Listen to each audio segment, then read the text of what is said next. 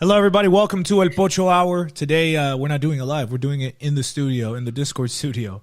I'm your host, Noah OG del Rancho, and today we want to talk about this article from, the Heritage Foundation called The Invention of Hispanics.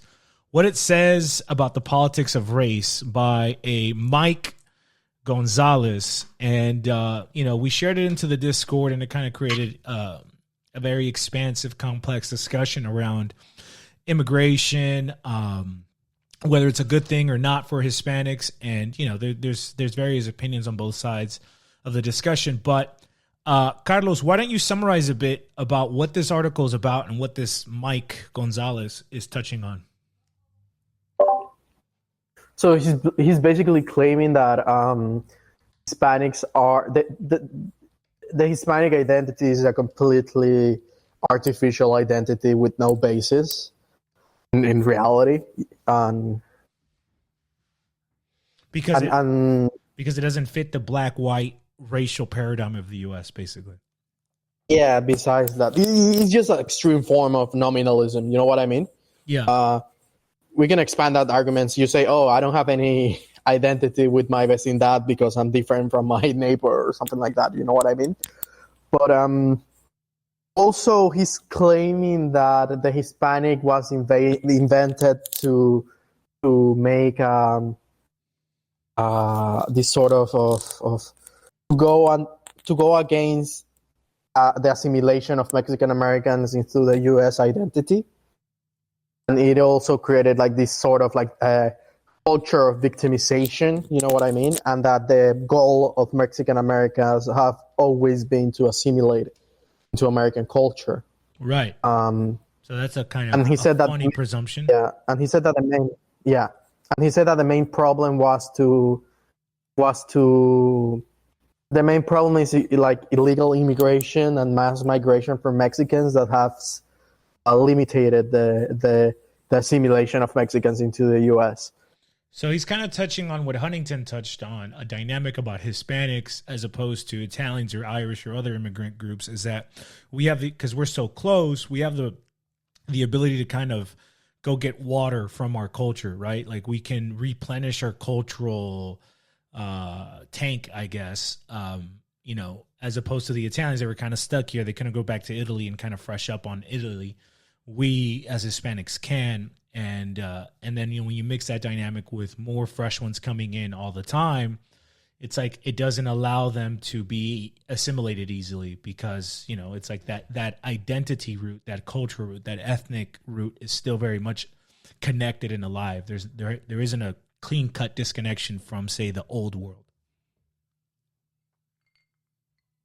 No, exactly. And I think this article from Mike Gonzalez, highlights the nature of pygmies. Is the most pygmy article that you will ever read, and it pretty much emphasized the point of the Heritage Foundation. You know what I mean?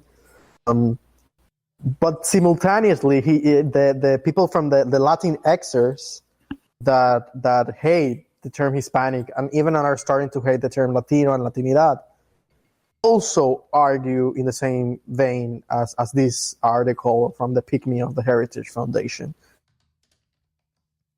Right. Klaus or who else read the article? Anything you guys want to say about the article, your impressions of it? Yeah, I read the article. But before we get to that, I want to tell the audience that we are now on all your favorite podcast platforms. Yes, we are on Apple Podcasts, we are on Google Podcasts, and we are on Spotify. And hopefully, Spotify, we want that Joe Rogan money, you know what I'm saying? But nice. Just look up El Momento Hispano on your favorite podcast platform. And if you're on Apple Podcasts, please don't forget to give us a rating and a review. It really helps the podcast. Anyway, so cool. Thank you for reminding I was us. very interested in this sentence that Mr. Gonzalez said. He says, quote, "The Hispanic category was a Frankenstein's monster, an amalgam of disparate ethnic groups with precious little in common. The 1970 census had included an option to indicate the respondent was Mexican, Puerto Rican, Cuban, Central, South American, or other Spanish." Now, I don't even know where to begin to really dispute this. How can you ever say that people who speak the same language, to follow the same religion, not just the same religion, the same branch of Christianity, Catholicism, they have the same, practically the same colonial history, very similar post-colonial history. How can you say that they have precious little in common? As a matter of fact, a Mexican from Veracruz and a Cuban, as you guys have pointed out, have way more in common than a first-generation French American and a first-generation German American. Sure. Way more similarities. I mean, it doesn't even compare. I don't know where this guy even gets that from. Yeah, it's kind of interesting. Where did that notion? Sorry, where did that's not even ignorance. That's just outright lying. I wonder. They use certain words to make you feel a certain way, because he's trying to win. Yeah. I wonder if this guy is a Protestant. Like, I 100% this guy must be a Protestant. Pentecostal, you think? Yeah, something like that. 100%. Probably. 100%. So This it's guy funny. must be a Protestant. He's saying that Hispanic category is a Frankenstein monster, with these groups that have precious little in common. I think that's nuts. I think if you look, one of the things that I've noticed from our growing discussion through the Discord is because we have people from all over the U.S. and all over Latin America, and within every country, different regions of each country, and it's like you see these kind of prevailing cultures. There's like the costeño culture. There's like the ranch mountainous culture. There's like the savanna culture. And then there's like various kind of urban cultures. And like, no matter what country you're in, the cultures are very much the same. Like the coastal culture, like somebody pointed out, Veracruz and Colombia and Las Antillas is very simpatico. If you look at kind of like the norteño culture or like gaucho culture or like Antioquia or Las Sabanas in Colombia or Venezuela, there's a lot more similarity within those cultures. So it's kind of funny to hear someone say that these things have precious little in common. There's so much, I hate to use the word, but like intersectionality within our countries, just depending on what part of the country you're from. And then, so what categories are valid according to Mike Gonzalez? Yeah, he thinks American is the valid one, and if we apply the same logic to the American identity, we're probably going to say American identity. There is no such a thing as American identity if we apply the same logic, unless you think that the only thing that unites Americans is the passport, which might be true, but at the same time that's just paper. You know what I mean? So it's the same thing. Also, like he also repeats the myth that we are like a collectivist, that Hispanic culture is, and this is like an extremely neoliberal myth, that Hispanics we Hispanics have like extremely collectivist culture, in contrast with the individualist culture of the U.S. This is a false dichotomy. I think Hispanics, we Hispanics, we have a strong sense of personality and of individuality, but at the same time, that strong sense of individuality and personality is not opposed to the community or to the group or to the national identity. You know what I mean? Sure. So well, this discussion really comes down to Catholic versus Protestant.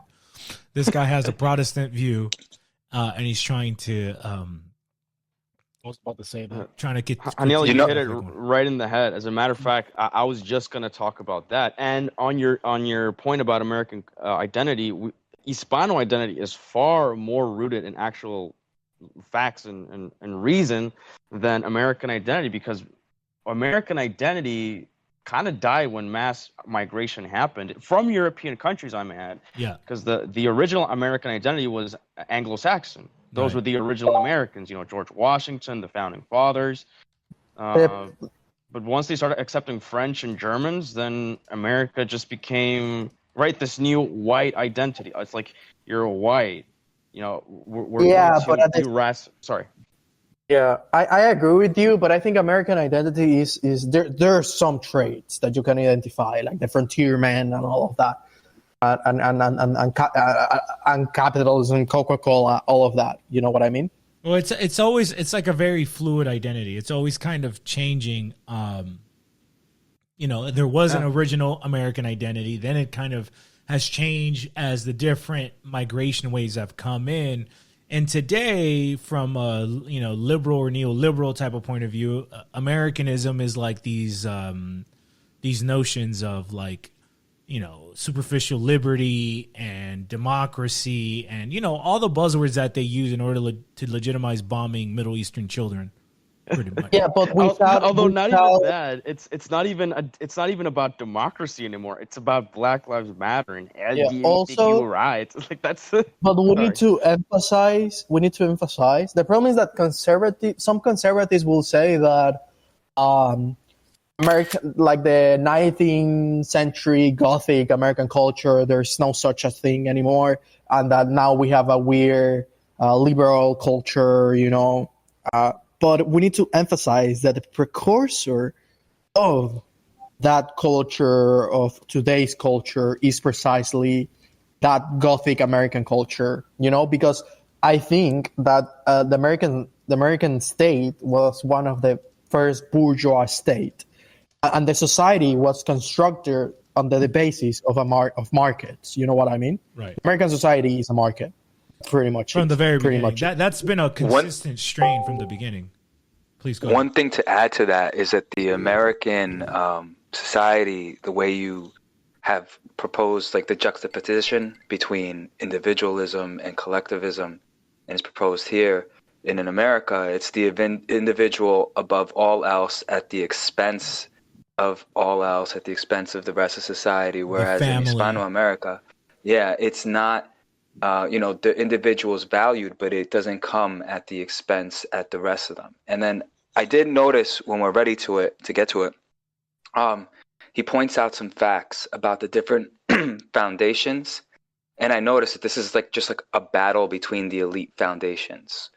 So when we get to that point, when we dig deeper into the article, there's some interesting stuff, how he mentions about the Ford Foundation money. And, the Heritage Foundation is also a big elite conservative, neocon think tank. So it's just interesting to see the power dynamics between the two in the end of the day, two Anglo family monies battling it out. It's winner take all, man. And in regards to I want to follow up with the comments around American society being a market, which is the ultimate bourgeois idea of politics. I mean, you can see that in the way of religious liberty. You know what I mean? In the Northeast, I go to the Northeast in college, and I'm in this like American, like a small American town, right? And you can see like in the same street, you have like a Anglican church, a Catholic church, Lutheran church. So I feel that's amazing because it's like you can choose the religion that you want as the product, like the product. It's consumerism. You know what I mean? It's like religious consumerism. Exactly. So the basis of this new and the basis of American assimilation implies assimilating yourself to this consumption. You know what I mean? Yes, totally. So what I'm trying to say is that even the conservatives, Gothic America, I have sympathy for Gothic America. I like Edgar Allan Poe. I like them. I like people like Whitman and all of that. I like that, But Gothic 19th century America is the precursor of modern day America. And the decade, it's like Aristotle, it's the idea of Aristotle, If you start bad, if your premises are wrong, your conclusions are going to be wrong. You know what I mean? That's it. Yeah. So that's the idea that we should engage in regards to. And also that very much explains why conservatives, as the saying goes, are progressives driving the speed limit. Because if you've already bought into the concepts of the French Revolution and the Enlightenment, that's what the U.S. is founded on. Well, you're always going to keep catching L's.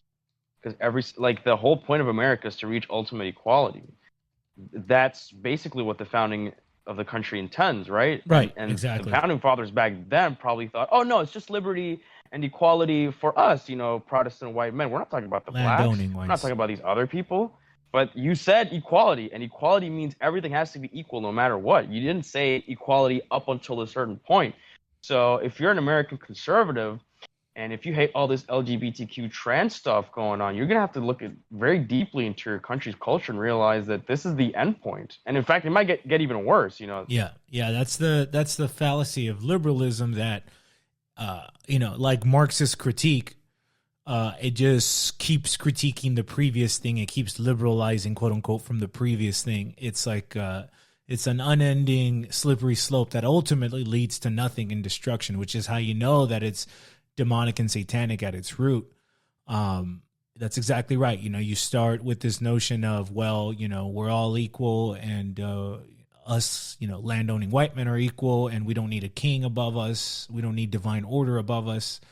Then, it gets added into women and blacks and slaves and Eastern Europeans and Irish and, and then homosexuals and then pedophiles and, it just continues to decay. And that's, like we've pointed out, contrasting that worldview to kind of this more traditional Hispanic worldview. You can really see the difference between these two cultures and these two worldviews. It's inevitable. It's where it's going to end up. It's going to end up decaying. It's going to end up exactly where we are today. And it's not because of some immigration policy from the 60s or the 20s or the 1870s or the 1840s or the 1780s. It's just from the presuppositions of what forged this nation, you inevitably end up here. And, don't take our words for it. I think somebody like Jay Dyer, who's an Anglo, will say the exact same thing. So again, it's not just like this arbitrary Hispanic people mad at Anglos or something. No, we're just calling it out for what it is. Yeah, even people like Richard Spencer actually have admitted to that. They say America was a mistake since its very founding, right? And obviously, I'm not pro Richard Spencer by any means, right? But if someone like him can acknowledge that, as you say, it's not something that we're making up. Right. It's real. Yeah. What I need to, whether America is the devil or not, I think that conservatives, American conservatives, and especially those who call themselves Catholics, and especially the paleocons, are the paleocon conception that America was of medieval nature, even if in its conception, because it inherited the decentralized structures of the British. I think is ultimately wrong. It's an idealization of their past that paleocons have. Yes. Yep. So 19th century, 20th century, 21st century, there is continuities and discontinuities, but there are continuities in the end. There are effective continuities. So yeah, I think that's a conclusion that I have in regards to America. But in the question of this article in particular, look how this guy talks. Look, I'm gonna quote: Mexico had a history of feudalism and a tradition that de-emphasized private property. Its ejido, I suppose he wants to say tejido. Ejido system consisted of communally owned lands that were tilled by individuals, to which those individuals had no title. Americans desiring the assimilation of Mexican Americans into the national polity by encouraging retention of, say, strong family units that transmit a robust work ethic to new generations. At the same time, they will be loath to see them import other mores that will weaken Americans' attachment to private property and civic spirit. As you can see, that's so great. Yeah, he's pointing out. I mean, he doesn't get it, but he's pointing to the whole notion that basically, if you leave Mexico, or kind of the Hispanic ethnoi, and its values and its worldviews, they're going to classify it as feudalism, tradition, whatever they want to classify it as. But if you leave it, the cost of that is precisely which the Anglo-Americans lack and want, which is strong family units that transmit a robust work ethic to new generations. Like that meme that we were sharing earlier. We have we have private property. There, it's not a problem. It's just a mischaracterization. It's how they want to characterize. Exactly. like see his language, feudalism, Right. you know, Exactly. like a negative Backwards. thing, Backwards. exactly like a backwards, like we're like Indios. It's how Europe classifies Spain. You know, Spain is the Mexico of Europe. Pretty much, and that's why they don't understand. Anglos will never understand. Yeah, I will say like the extremely this sort of like liberal view of the world will never understand Spain. And this guy Kyle calls himself a conservative. Conservative are liberals, yes, but he calls himself a conservative, and he is not analyzing the profound, like how his language is not is conservative, but at the same time is not conservative at all. Is liberal. It's extremely liberal. Right. I mean, go ahead. No, I was just going to say, even amongst the gringos, they call their so-called conservatives, they call them conservatives for a reason. What are they conserving? They're yesterday's liberals. The whole state, the whole notion, the whole history, the whole development, all the presuppositions are completely liberal with a capital L. That's to say classical liberal. But I thought this paragraph is really good because it just hits that meme we were sharing earlier of what is it, Thanos or something, and his daughter, and she asked him like, oh yeah, was it worth it? And he's like, I lost I forgot how it went. Can you post it or my American dream? Like, did you get the American dream? And then he says yes. And then he says what? But it came out you have to say it in Spanish. So basically, the little girl, Gamora, she says, "Realizaste el American dream," and Thanos would say, "Yes," and she would reply, "¿Y qué te costó?" And he would say, "My heritage." So, but notice the market. Notice the importance of the market in the American identity. Market, private property. That's the key. That's what's progressive. That's what's modern. Is the fact that the merchant class and its values is no longer in the middle of the social hierarchy. It's at the top. That's the fundamental difference between us and them.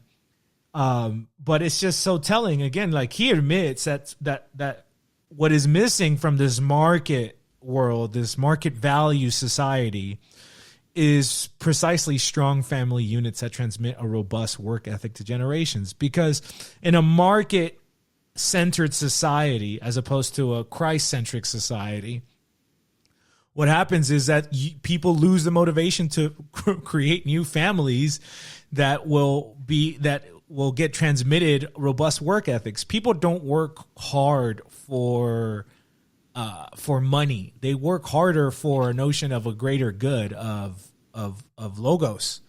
But when you take that out of society, then the motivation, you might I gotta get this money, and you enter into hip hop and all that bullshit. But that only lasts for so long. That's not gonna keep the car running long term. People.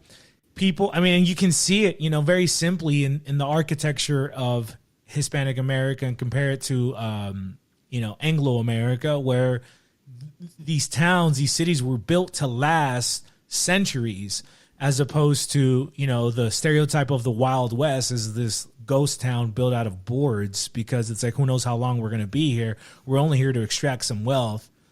We're not trying to build something of permanence. We're not trying to build something for future generations. And look how the economy of the United States is set up. It's basically the present dominant generation extracting wealth from future generations that aren't even born yet through taxes. It's just an incredible Ponzi scheme. So, it's funny that he's admitting it without admitting it. He knows that is what ultimately is going to lack in a society built around this way. And you can tell, and this is something that we've touched on, the Americans admire that about Hispanics. Americans with a lot more material wealth will look at a poor Hispanic Mexican immigrant man with his busted ass truck with all his tools in the back of it, listening to his folkloric music. He'll look at him with envy, because that man's going home to a family with children that are excited to see him. He has all the things that money can't buy. And so American society sees us, and they like that. They get a whiff of an older world, of a feudal world, if that's how they want to characterize it. and they want it. They want it for themselves, but they want to stay the way they are. You cannot have the market be your God and have strong families with a strong work ethic. It's just never going to happen. You have to choose one or the other. What happens when the market... God and Mammon. Yeah, exactly. Right. Exactly. Muy mamonista, sí. Mammon or Christ. Please go ahead, Inky. You were saying? Yeah, no, so talking about markets, the thing is that when you're market-centered like this, your family is a liability. You know? Exactly. It totally So is. in the market, you want to get rid of all your liabilities as soon as you can. And in a traditional society, your family, your children, they're assets. So it's, think of it that way. Once you think of it that way, then it'll make a little bit more sense. But even notice like how American conservatives, they have this sort of like onanistic and masturbatory tendency towards the American 50s nuclear family, Yeah, which is like this like 1 decade of American prosperity when they had overproduction and things were good for 10 years in 200 and something years of American history. They can only point to this 10-year period. Even that, man, it's a big old meme, those little posters and all of that. That's but the nuclear American family is not a traditionalist family. You don't have the grandfather, grandmothers. They don't share tradition with their grandsons. You know what I mean? It's different. It's different from the Catholic view of the family, which is extremely different from the Protestant view of the family. So even Irish, when you see the traditional Irish family, is not just a mom, a dad, and the kid, the kids, the mom and the dad and the kids. It's not that. You have your cousins, you have your grandfather, grandmother. Yeah, exactly. Yeah. Well, it's funny that the 50s is an era where so much social engineering, or what I call alchemy, was happening, right? It's when you had the highway system, again, because of this overproduction in American factories. You had everyone having to get a car. That coincided with, again, the highway system, white flight, suburbs, the destruction of the Catholic ethnic enclaves within cities, the destruction of the Southern Black, or the beginning of the destruction of the Southern Black identity by shipping them up to the north into massive housing projects. It's just, you had so much stuff going. I know when most people look back, it seems idyllic, but you had so much social engineering / alchemy going on, really transforming what was nominally at least a conservative traditional society. It still had those values into the hippies and everything that's come as a concept, the yuppies and everything that's come as a consequence ever since. I mean, and it is just funny, just that how they overemphasize the 50s. You know? They love the 50s. Like It was what happened? It was the last decade they went to church. Also, but at the same time, what happened after the 50s? So what happened in the 60s? More. Since we're talking what happened go in ahead. the 20s? Oh, sorry. No, keep going. No, I was just going to say, since we're talking about the 1950s and the 1960s, I think this is a good segue into what I was mentioning earlier, because I'm going to quote him when he talks about like the different origin story, right? We already discussed on how he's writing this article for conservatives, Latinos or Hispanics that see themselves as quote unquote white or American, so like the pick me, right? But an older kind of boomer generation of them, right? But he says that the origin story comes from New York's wealthy Ford foundations during the 1950s and 60s. And a guy named Paul, probably some Ugandan name, Ilvasiker or something like that. Can't really say it. But basically, he's the person who brought a bunch of money to do a study. And he wanted to see what commonalities the Mexican Americans had with the African Americans, so that what do they have in common with the Negroes of today, in order to kind of do the same social engineering that they had done with the Negroes. So Right. he also talks about how this guy partnered with Saul Alinsky, and that they also used this money from the Ford Foundation to actually start La Raza in 1968. So here we see what we've been discussing in previous channels or previous shows, is that the split between sort of like the New York liberal Ford Foundation wanting to break apart Hispanic identity in terms of ethnic or Chicanx, Chicano, quote unquote, Indio identity. Right. And then this guy here, Mike from the Heritage Foundation, wants to take all of our, European looking, quote unquote, castizo, blanquitos, los güeros, saying, well, don't identify as Hispanic, you're American, you're white. And so he's writing for someone like that to kind of persuade them, don't have any ties, bonds, or loyalty or fealty to your people as an ethnic group. You're Right. part of this grander American experiment. You don't have anything in common with them, really. Look at, they're trying to make you feel like a victim. These people are getting their stuff from the Ford Foundation. You don't want to be with them. You don't want to try and band together and see where you have your common roots, your common history, because that's a problem. I mean, this guy just sounds like a deracinated boomer. It's Mexicano. like I don't know if he's Mexican. you literally Don't see use Mexican. Yeah, use Mexican. Call Mike a Mexican. That'll be funny. What I'm noticing with what you're pointing out, Taco, is that you see the left-right hook here, right? Like, we're gonna hit you with the left with this shit, and then the same, because who's behind the Heritage Foundation, the Ford Foundation? These people go to the same parties, they marry each other. Like, this is part of that false dialectic being projected. But now we're gonna hit you on the right side with this. Again, the net result is the same. It's creating division. It's fomenting resentment. It's taking advantage of, again, what we've kind of pointed out, this lack of harmony with our history. But the end result is the same. It leads us to be split and be used by them, right?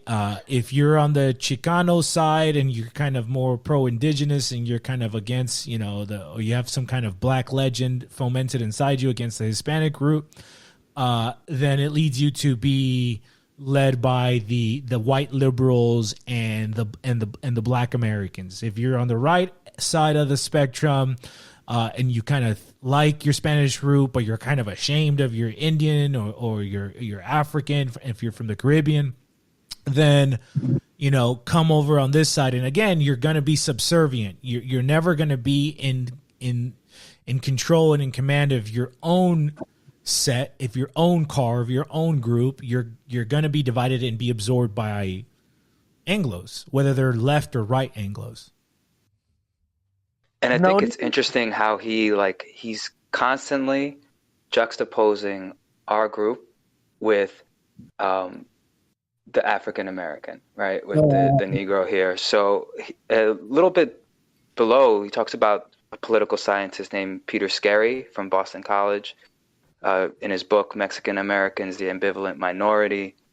And he said the idea Scarry wrote was to convince people that, like blacks, Mexican Americans comprise a racial minority group. This abstraction poses no problem for the ideologically oriented Chicano activists who see the world in such terms. And so he's writing this to someone who's going to look at this and be like, nah, man, I'm not black. Like, get the fuck out of here, right? These Chicanos, these Indios, they want to be black, bro. They want to be victims, get in exactly. They want to be como, the brown and morenos, brown, brown black blacks. And brown alliance over here. I'm not with that shit. Right. Like, nah. Right. And notice that even the Latinx position of the 70s of the Chicano movement, right? There was I think a good way to characterize the Chicano movement is precisely like you have these two elements. You have the traditional Hispanic nature of farmers that work in the land, and then you have the Latinx tendencies. You know what I mean? So I think that's a good way to characterize the Chicano movement. So you have those two aspects, and you have one aspect that is good. You have the tijereta, and then you have one aspect that is bad. You have the Dolores Huerta. But at the same time, the Chicano movement promoted bilingualism, which is also a good thing. You know what I mean? So, and this guy, Mike Gonzalez, what's the Spanish for Mike? Miguel. Let's put Miguel Gonzalez. Miguelito.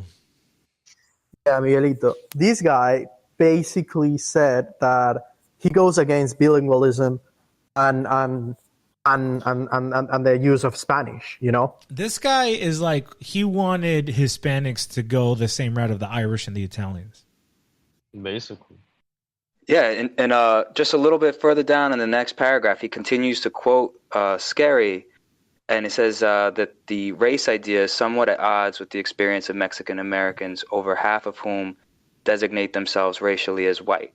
So, you know, he's saying that persons of Latin American descent were quite diverse and would eventually assimilate and identify as white.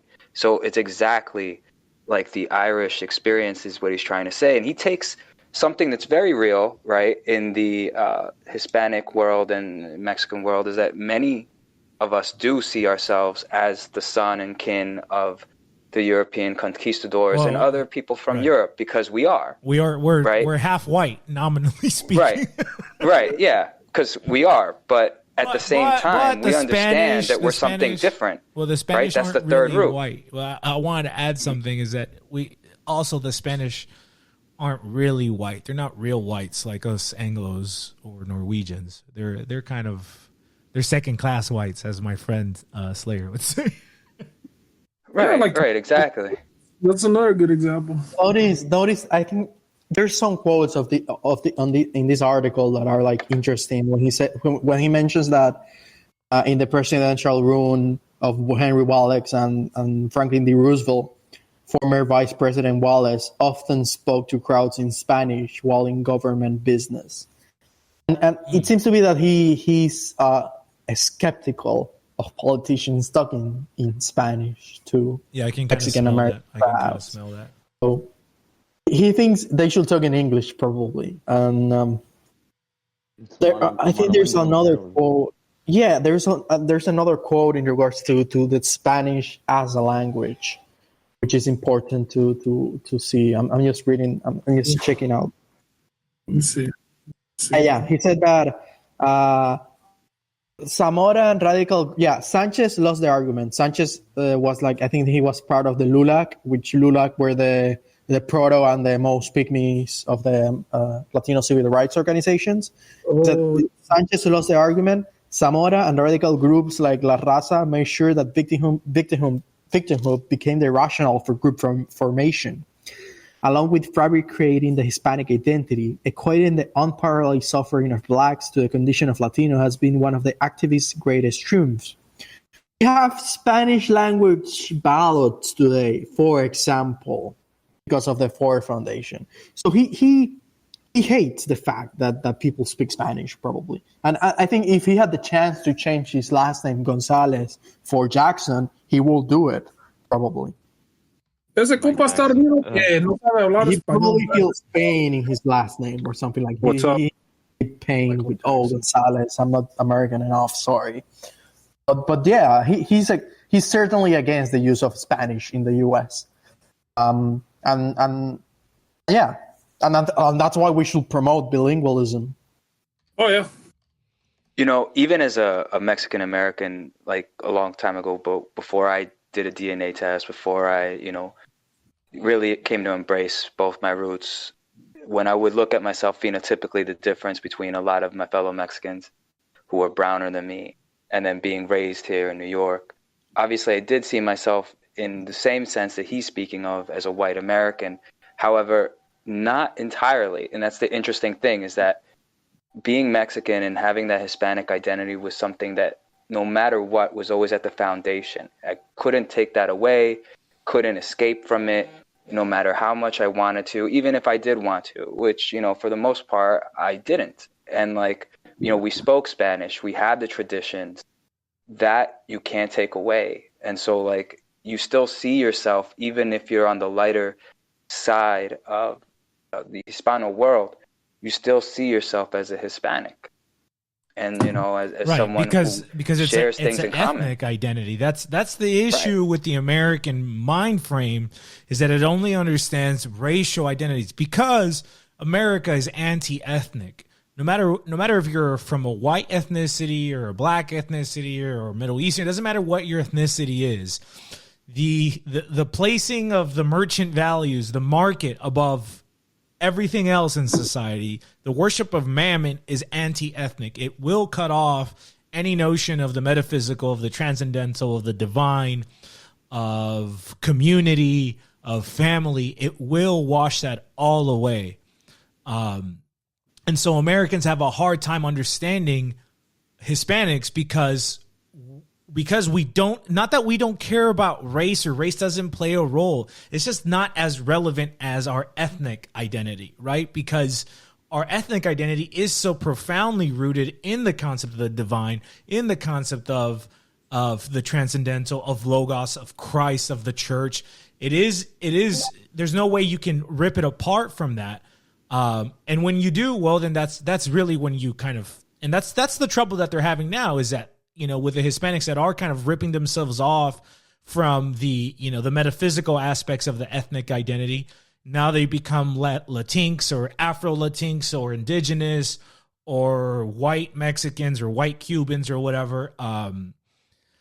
So again, they have this problem. They need people to think of themselves as completely just the body, which is what a racial identity is. It's just your DNA, it's your body, it's your phenotype, whereas an ethnic identity is involved in the metaphysical. It's talking about a spiritual element. It's something that isn't just dictated by your body and your component parts, is dictated by your values, your morals, your worldview, your religion. And so that's really the issue here. In order to add to that, it's also happened to white Americans. Don't think that it has an effect. Like the French Americans, the Acadians, their culture is completely eradicated at this point. And you have pushback. The Irish. You have pushback. Speaking of people from Louisiana, the Cajuns and the Creoles. Yeah, the Cajuns. Their culture is completely and gone. you can even see the pushback in Canada with the Quebecois versus the Anglos, where they're trying their best to hold on to their ethnic identity. They're trying to preserve their language. They're trying to preserve their traditions, their customs, which again are informed by Catholicism, because they see what quote unquote white or black gringo culture does. It deracinates you. That's the odd part, is that a white American is a generic deracinated European that no longer goes to church. So exactly. Look what they did to the German communities in the Midwest after the First World War. Exactly. The Irish, the Italians. And what did you get out of it? You get laughed at because... Oh, sorry. Go ahead. No, keep going. No, go ahead. What was the point? No, the Irish had their own identities in the Northeast, and they're just generic. Yeah, now what does Irish identity mean now in the Northeast? We're going to drink green beer on St. Patrick's Day. It's not about... We're going to fornicate and get wasted on St. Patrick's Day. Right. That's it. Just like we're going to do on Cinco de Mayo, wearing Mexican sombreros and these cheesy ponchos made in China. It's just consumerism. It's a consumer version of ethnicity, which is completely deracinated from the actual customs, cultures, traditions. How many Irish actually go to St. Patrick's Day Mass, right? Compare that number to the Irish who are just going to get shit-faced that night, drinking green beer. For the Irish that fought for the Mexicans who were being terrorized by the Anglos. Right. In the Mexican-American War. St. Patrick's Battalion. So... I wanted to, real quick, just note that what you said about, Logos versus the market and Mammon is that the closer, because New York City is the market here. This is the center of the market. And, I felt in my life that the closer I was to God, getting closer to God now especially, the closer I was to my ethnicity, my roots, the closer I felt to it. And the farther I was away from God and stuck in this degenerate culture and just like having consumerism, right? Yeah. If you want to call it that, just broad label, the less I felt tied to my culture, the less close I felt to my culture. And it has a lot to do with what you were saying. And I think that point that you made, can't be understated. Yeah. Is that like it really depends on the worldview you have, your values, and who do you serve? Exactly. What is the divine center of your life? If the divine center of your life is materialism, mammon, accumulation of material goods, then you're just a shopper, you're a consumer. And that's what happens to gringos, whether they're white, black, or now there's brown gringos, if you want to call them, or olive gringos, whatever time of the year, and how much sun exposure they get. It's just consumerism, right? It's like, okay, you no longer have an ethnic identity. Now you have this arbitrary racial identity. But now when you have that identity, then now we can fill it in with, oh, you're a Harley Davidson rider, right? This is stuff that E. Michael Jones says. Or you're a hip hop enthusiast. Or, you're into yoga and Whole Foods. It's just now you become a consumer group as opposed to an ethnic group. And so it's libido dominandi, like you mentioned E. Michael Jones, like libido dominandi. It's the lust to dominate. So like they will sell you everything, and that's how you have the phrase "sex sells." So all these things that you mentioned, these different identity, cookie cutter identity groups that you can commodify and sell to, on the basis of all of them and surrounding it is sex. And, that's why they have sex in advertisement, because that's the most primal urge of mankind. Right. And so, like, they will sell that to you and take you away from the divine, to take you away from the looking up. And then you're looking forward, or you're looking down, at yourself, at your body, at your flesh. You're not looking at anything more spiritual. Because now you're living in cities, you can't even see the stars, dude. Right. Now you're an individual. You're no longer, when you had the Irish and Italian and German and Polish and Lithuanian ethnic enclaves in cities of the North, those people were working for a greater cause of themselves. They were here in a country that wasn't theirs. And so they had to kind of rep something, right? They had a notion of kind of a tribal notion of themselves, and they kind of had to like aspire to something to kind of prove their values, their ethnoi, as something worth it. And you can see that still today, with even though these people have been deracinated and alchemized, and now they just are generic whites, and their kids are burning up, Oregon and Seattle and Minnesota, wherever the hell they're from. But you still see this today with certain ethnic groups, right? You still see their kids are becoming meth heads. Yeah, exactly. You still see this with Iranians and Armenians and Chinese and Jews. They still have this notion of, it's not just about ourselves. We have a collective that we have to answer to or represent. And if you look at, sadly, if you look at Hispanics here who are disconnected from an ethnic identity, or if you look at blacks, Black Americans, is they don't have this notion. They don't have this notion of, people are going to take us as an example of our group. And because of that, we need to like stand up straight. You get what I'm trying to say? Yeah. And one thing I want to also mention is that, like, how they're having kids in these ethnic groups, they're having kids for generation, to create the next generation, to build the family, to build something, right? Which is the same as the Hispanic traditional worldview, is to have children for that purpose, right? So it's sex for a purpose, in line with what God commanded, right?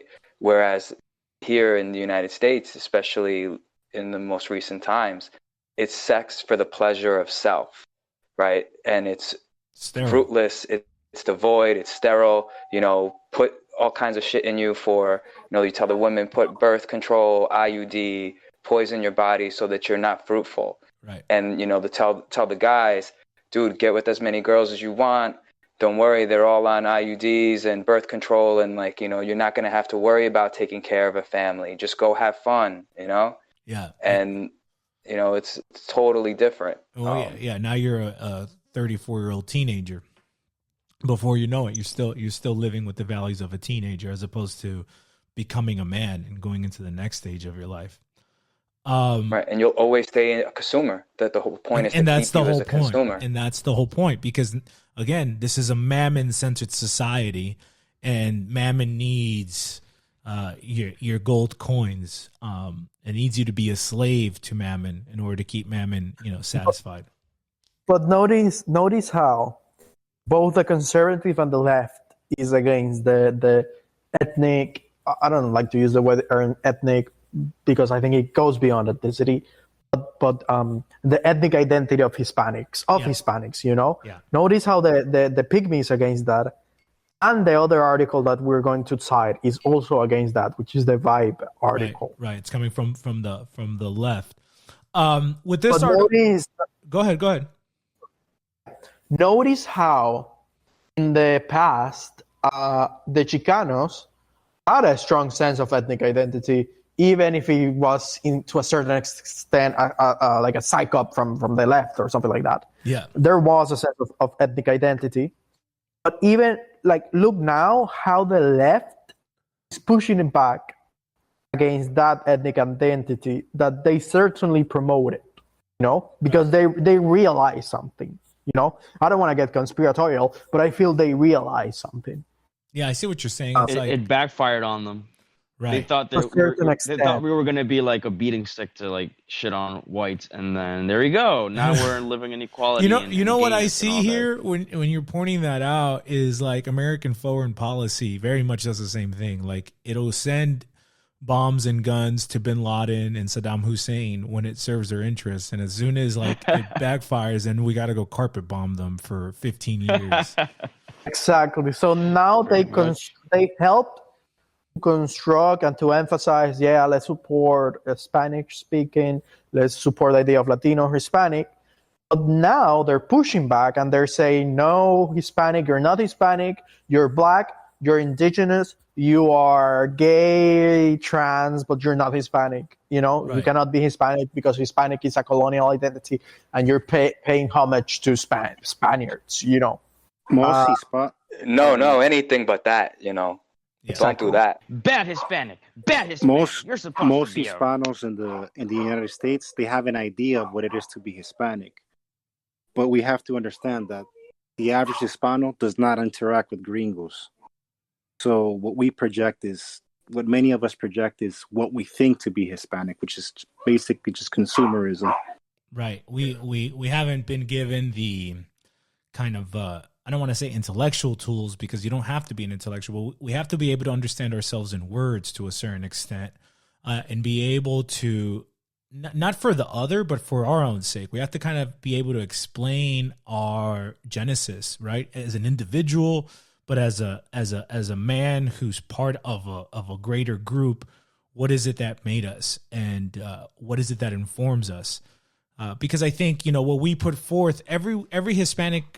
What we put forth resonates in every Hispanic, right? It doesn't matter if you speak English or Spanish. It doesn't matter, if you're from a low class or a higher class. This resonates with everybody because it's this is our fish don't know that they're in water till you pull them out. So it's with us, it's this is our default worldview. This is how we understand. This is how we actually function. But we've never had to put it into words until we come to the United States and we brush up with people either trying to make us pick-me's or make us Latinxers or make us want to be white or make us want to be black when we're neither, right? Even the lightest amongst us with blue eyes he's not going to identify as white in the American sense, right? He might be full-blooded Spaniard or Italian or German even, but he's still a Mexicano or an Argentine or a Colombian. He's still going to be what his ethnic identity is, which is Hispanic. He's not going to be. But I wonder. There's this academical debate about the Latinidad and the Hispanidad, and you have the Afrocentric Latinos and the indigenous-centric Latinos saying that Hispanidad and Latinidad are colonial and all of that. We shouldn't embrace that. We shouldn't call ourselves Hispanics or Latinos. Mm-hmm. And I'm wondering, but notice that in a few last 2 years it was don't say Latino, don't say Hispanic, say Latino, and now they're saying don't say Latino. So stuff is going fast in the academic debate. But besides that, I'm interested in how it's going to react a generation of people that have the Latino identity in the U.S., which of course is commercialized, but at the same time it promotes to a certain extent the use of the Spanish language, some sort of Latino consumerist identity that is helpful. It's like this double-edged sword in the end, but pragmatically speaking. But I wonder how are they going to react, like Univision, Telemundo, all of that are dependent on the idea of Latinidad. Yeah. Well, it's just showing you they don't. Apparently, they're getting woke now. It's going to keep deconstructing, bro. They're just going to keep cannibalizing on itself. You know, that's notice the person. Wait, Klaus. Let me say that this is important. Sorry, but this is a silly example. But notice Ana Maria Polo in Caso Cerrado. Yeah, we can be critical of her. Yeah, but at the same time, like the way she talked in that episode to the Colombian girl that was speaking English instead of Spanish. She literally screamed at the Colombian girl speaking English.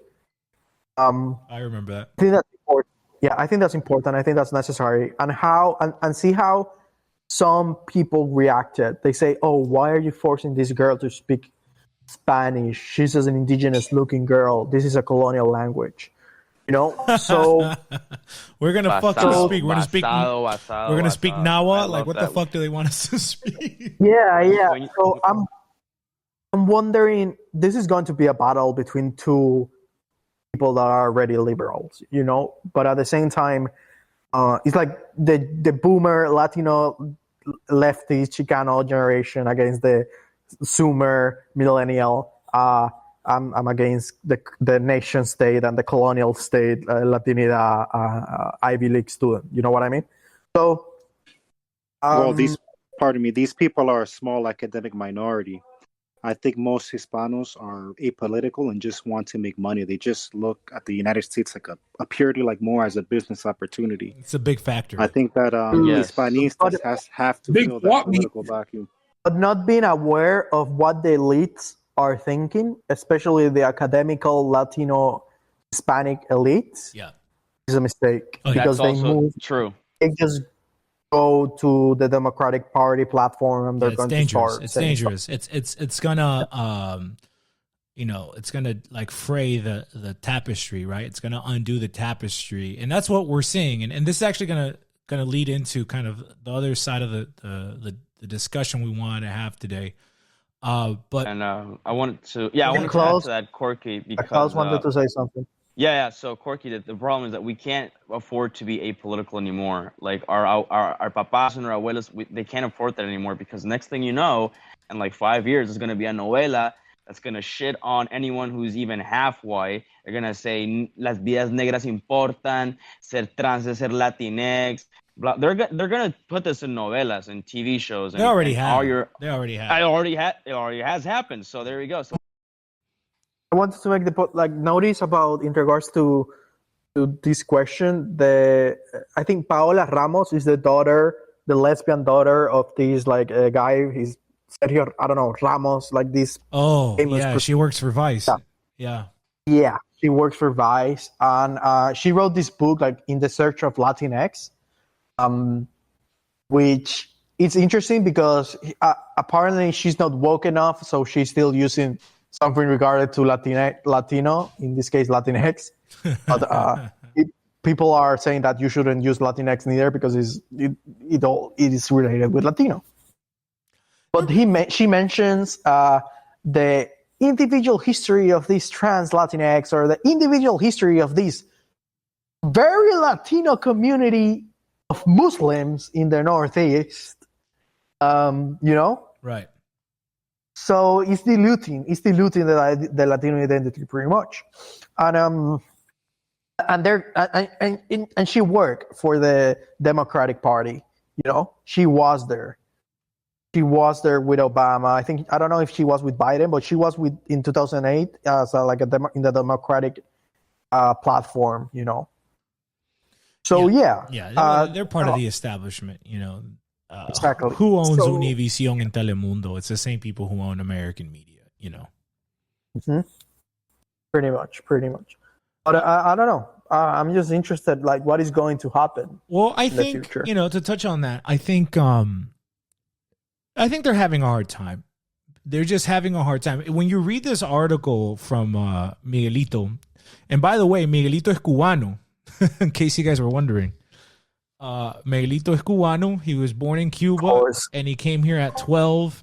And, so but one of the things that I notice about Miguelito and all the people that he's quoting is that these people are so disconnected from reality, and this is the phenomenon of these people in the ivory tower, that like they have no notion of Hispanic academic, cultural, political, literary thought and tradition. It's like they're not taking it into account at all in this article. There's not one Hispanic from Hispanic America or from Spain being quoted, or, even like saying, okay, this is what we think of these people, but, as a defense or as a counterbalance, this is kind of where they come from. It's like they don't even know how are they as best as they can fuck with us. How well of a job are you going to do if you don't understand your enemy, right? And it's like if we're their enemy, they don't fully understand and grasp us. They only understand and grasp us from their biases and their point of view, which is really good because it means that they're going to try all this shit and it's going to conflict with exactly what they're trying. Like, for example, with Doctora Polo or whatever, you're going to have this episode where she's yelling at a Colombian girl for not speaking Spanish, but then at the same time, there's going to be another episode where like she's yelling at the dad because he doesn't want his trans son or something like that, right? So it's like, where do you draw the line around tradition and valuing traditional values? And I think at our core, Hispanics are extremely traditional. There's no way not to be. Our language is a gender language. It's like all the alchemy you can throw at us, you're going to get some wins on the periphery, but I just don't think they can't tap into the core because they just don't understand how it works. Their hubris is such that it doesn't even humble them enough to try to pick up a book and try to better understand the psyche. You know what I mean? Absolutely. And I think we should talk about like the immigration issue. Well, yeah, let me bridge into that.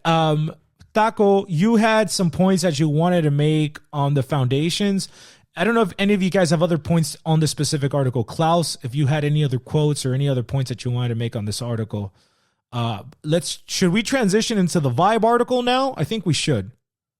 We can do a short segue to the vibe article, and then we can do the market. I think we're already talking about the vibe article. Yeah, we're already settled into it. Yeah, pretty much. But we already hit the foundations, so you guys can go to the vibe article. Okay, cool. Okay, so earlier you mentioned the vibe article. Okay, am I calling you Carlos or Daniel? Because niggas are calling you Daniel in this shit. I think Carlos is much better. Everyone, his name is Carlos. He's Carlos, the artist formerly known as Daniel. Okay, Okay, so let's go back. So, Carlos, earlier you mentioned the Vibe article, which we're also kind of referencing in this discussion today. It's called Why You Should Give the Term Hispanic the Middle Finger by Juan Arredondo. Who read it and wants to kind of summarize some of it? Basically the same thing that I was saying about the Hispanic and the Latino debate, that is is excluding blacks, excluding natives, that kind of stuff. Yeah, pretty much. It's basically shitting on colonialism or colonial history and applying a lot of postmodern gender theory into it, and basically saying, being Latino or actually being Latinx is essentially means you have to be gay and you have to like hate the white capitalist heterosexual patriarchy, and it's super paused kind of thing. So it's coming. It's coming from the Latinxer side. The heritage one is coming from the pick me side. This article is coming from the Latinxer side. Basically, yeah. You know what's crazy, dog? That I just discovered. So I'm looking up Mike Gonzalez, And, Mike Gonzalez, Miguelito Gonzalez, is a senior fellow at the Douglas and Sarah Allison Center for Foreign Policy, and Ángeles T. Arredondo y Publius Unum Fellow. He spent close to 20 years as a journalist, 15 of them reporting on Europe, Asia, and Latin America. So he's part of this Ángeles T. Arredondo. I'm trying to find out who that is. I'm having a little bit of trouble, but guess who wrote the Vibe article? Juan Arredondo. I don't know how many times you guys have ever met somebody with the last name Arredondo, but I've never ran into somebody named that way. That's a very unique last name. Yes, it is. So what I'm pointing at here is that it seems there's a family connection here. Even though this guy's writing it from the Latinxer side, I wouldn't be surprised if he's related to this other foundation where our pick-me is talking from. It's possible, but I mean, Arredondo is a Spanish last name, so. Yeah, but it's not a very common last name. Sephardic. Is it Spanish or Spanish? You got to check the early life on both of them. I'm trying to find something on this other foundation, Ángeles T. Arredondo, but I can't find anything. Anyways, that's a weird coincidence. But anyway, so again, this article is talking about basically what does this article want us to identify as? The other guy wants us to identify as Americans, which basically just means gringo, right? What does this guy want us? He wants to identify as Latinx or not as Latinx? Yeah, he wants to. Yep. The article is from 2016, so he wasn't aware of the anti-Latinidad arguments now, but I'm very sure that he's now promoting the use of not Latino or Hispanic, or just use black or Afro, Okay.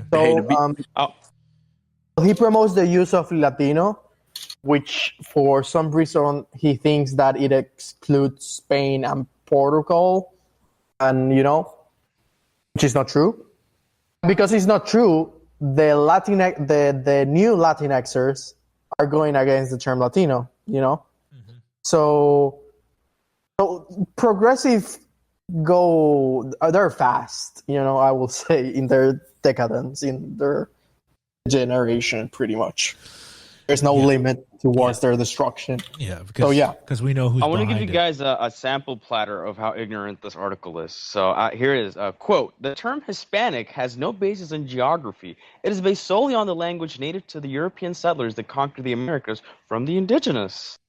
Hispanic has no basis in geography. I mean, Latin America. Maybe I'm That's stupid, insane. but I'm pretty sure that Hispanic is just a shortened form of Hispanic American, because it comes from the Spanish Hispanoamerica, Hispanoamericano. That's actually a very funny argument, because in the past, I mean, these arguments are not already, they're in this use. I don't know if that's a word, in desuso.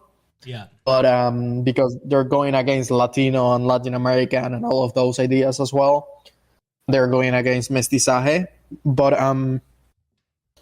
so the argument is basically that Latino is a short version of Latin American, so, and Hispanic no. So that's the basis, because Hispanic is, I don't know. Yeah, for sure. I'm not Hispanic. I'm Hispano. So yeah, Hispano-Americano. So fuck, it's very stupid. Well, that's like suggesting that Arab or being a Slav isn't based on a geographical location or culture. That's insane. No, it's whatever. I think this article is old. It's not in the newer trend of just going ahead, of denying Latinidad. Actually, Mike Gonzalez, the article of Heritage Foundation, is more actual than the Latinxers, Right. It's more present. Because the article from the Heritage Foundation, he says he goes against the idea of Hispanic and Latino. He says there's no unity. There's no cultural unity. There's no cultural continuity between the diverse Hispanic countries. There's nothing there. He's a myth. He's a Frankenstein, you know?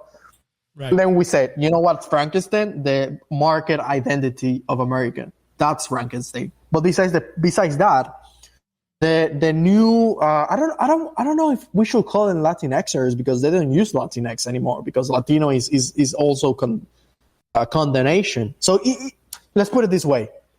First, you had Hispanic. Hispanic, too close to Spain. Let's use Latino. Latino is also close to Spain. Now, let's use our indigenous and black identity. That was pretty much the basis for it. So we're going to speak. What do the Bantu speak? It's a Bantu language. Yoruba? Osa. What is it? Booga booga. Osa. It's horrible to. That's how it's actually pronounced, by the way. Losa? Osa, with the tongue click. Oh, Osa. Osa. So we are going to worship Agun, Like- my brothers. The No, that's different. hey, That's but definitely what Yoruba. about the Bantu expansion, man? That's one of the most like craziest, imperialist, colonialist chapters in But that's human good history. colonialism. Yeah, Because it was ask the black Khoisan people doing how they it. feel about that. There is none left. Yeah, the Bantu expansion is a big deal that killed a lot of sub-Saharan Africans who weren't Bantu. There's a lot of pygmy discrimination. The Khoisan, bear the brunt of it amongst other people, I'm sure.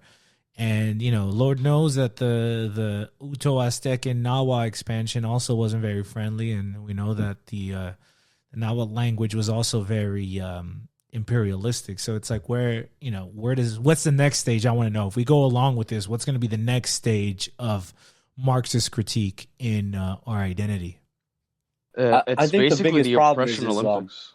These Sorry, these Angela. people look at history at like a very modern view. They're like, well, look what they did back then. I'm like, that's what everyone did back then. Like, they want apologies from dead folks. Like, we need to speak Gallego and Nahua and Sa.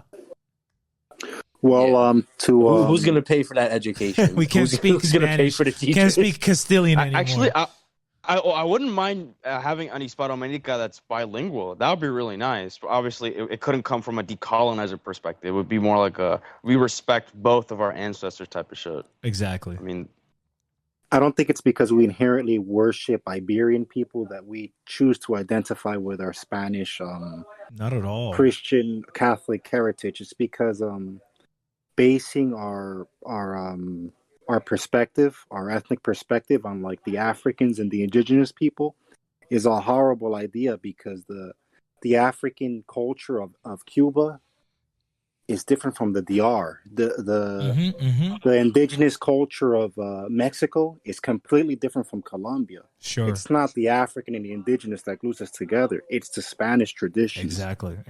Even within Mexico, I mean, it wasn't a monolithic place. Mexico's a gigantic country, and you have many different, and that's part of the issues I think within Mexico that we've also touched on, where it's like this arbitrary Aztec identity has been enforced over other, mixed or maybe barely mixed Spanish with the Spanish people, right? Not everyone in Mexico came from Aztecs. In fact, it's going to be a minority of people that came from the Aztecs. But yet this identity has been imposed over them. So what's the point? The point is, again, to disintegrate us, to be able to disintegrate any kind of identity that brings us together, even from a macro level, right? When we're talking about Hispanic America, but even on a micro level, if you're talking about Colombia or Mexico itself, because the notion is Mammon needs new customers, because the black and the white ones are going to die soon. And who's gonna bring Mammon gold coins? So that is where they want to take us now.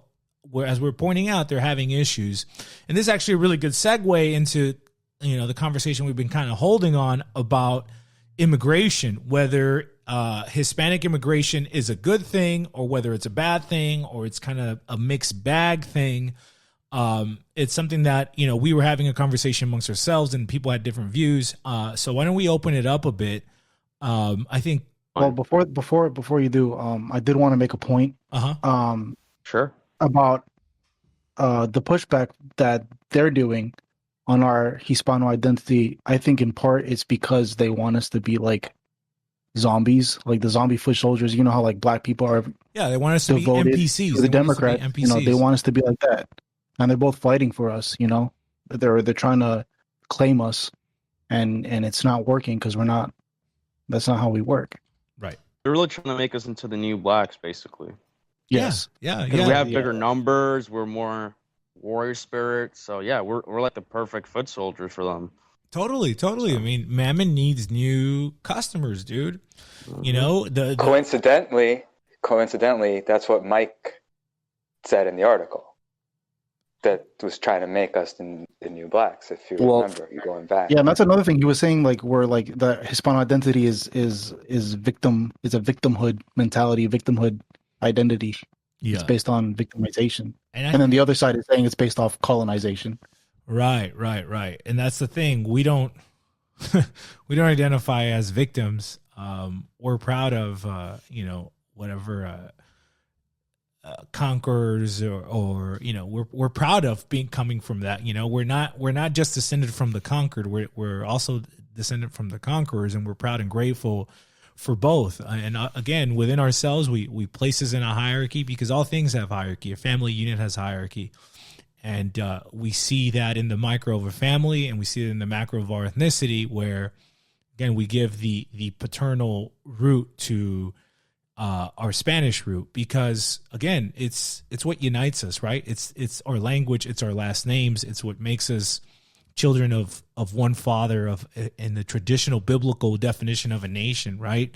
It's people who descended from a specific man. So that's what the Hispanic identity or default identity allows us to do. And it's just the pushback from or Jam trying to alchemize us is getting pushback. And I think we're probably at the forefront. We're the avant-garde of this pushback.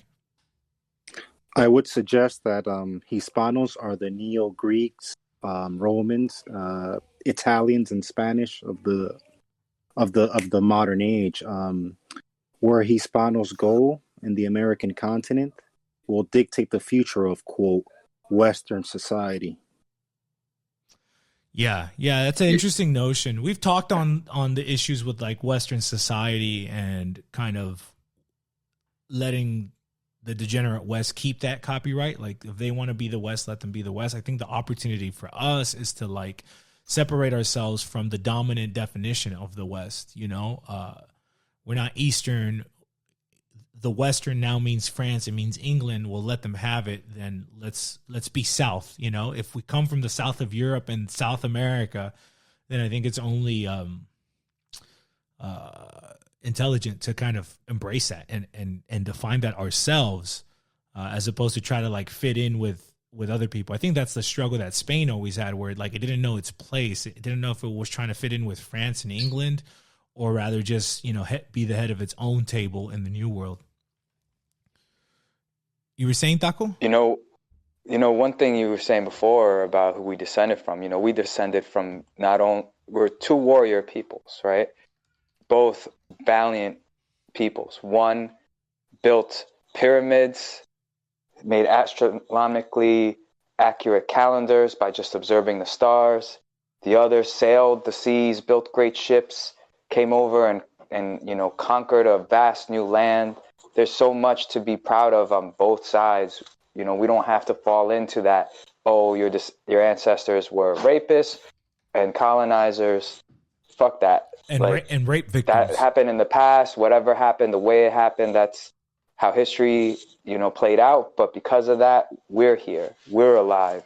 It gave birth to us. And, you know, that story is glorious. You know, we should bask in that glory. Yeah, that's exactly right. And that's kind of what we put voice to, and I think might set, you know, kind of whatever's coming out of this in a slightly different tone in the world of like Hispanismo, or the conversation around Hispanismo, because, you know, we enshrine el mestizaje, right? We recognize and we pay praise to it, because again, our root, our third root, the mestizaje root, is what allows us to be different. You know, the mestizaje of Argentina is very different from the one of Dominican Republic, and it's great to be able to have both. It's great. I think it's great to be able to be friends with Argentines as it is with Dominicans, and be able to go to both parties and be able to go to each other's parties and you know, start businesses or have relationships with these people, and be able to do that in an intimate level because of what makes us the same, and yet at the same time be able to enjoy from that diversity with amongst ourselves, right? Being able to enjoy a tango and a bachata, it only adds power to us. But it's about being able to harmonize the one and the many. It's about being able to understand, you know, from a theological perspective, the two natures of Christ. That's where it extends from, because within that notion, you heal dialectics. It's not one or the other. You can be both. We can be Spanish in the classical sense, not Spaniards of today that are very, you know, Western and liberal and modernist. But we can be the Spanish of old, and we can be the Indios of old, or whatever, without this internalized dialectical tension that ultimately opens up our gates, you know, to let's say our city. It opens up the gates of our city to these invaders, these people, these propagandist invaders who are trying to dissect us and divide us so that we can, you know, offer our children up to Mammon. Okay, it looks like Carlos is back. So basically what I was saying earlier was, you know, these two articles point at the different strategies or point of views that gringo culture, you know, what we call jam culture, is trying to deal with us Hispanics, right? They're going to try to pull us from the right. They're going to try to pull us from the left. This has been a recurring theme that we've pointed out with the Latinxer and the pick-me phenomenon. But it's because, you know, we're the main immigrants to this country.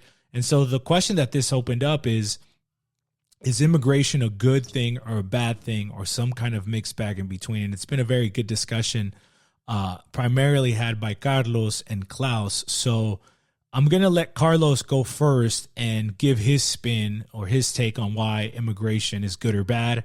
And then Klaus, I'll let you come on and we'll just open up the discussion from that point. I mean, I will say that the first thing is that immigration is mass immigration of Hispanics in the U.S.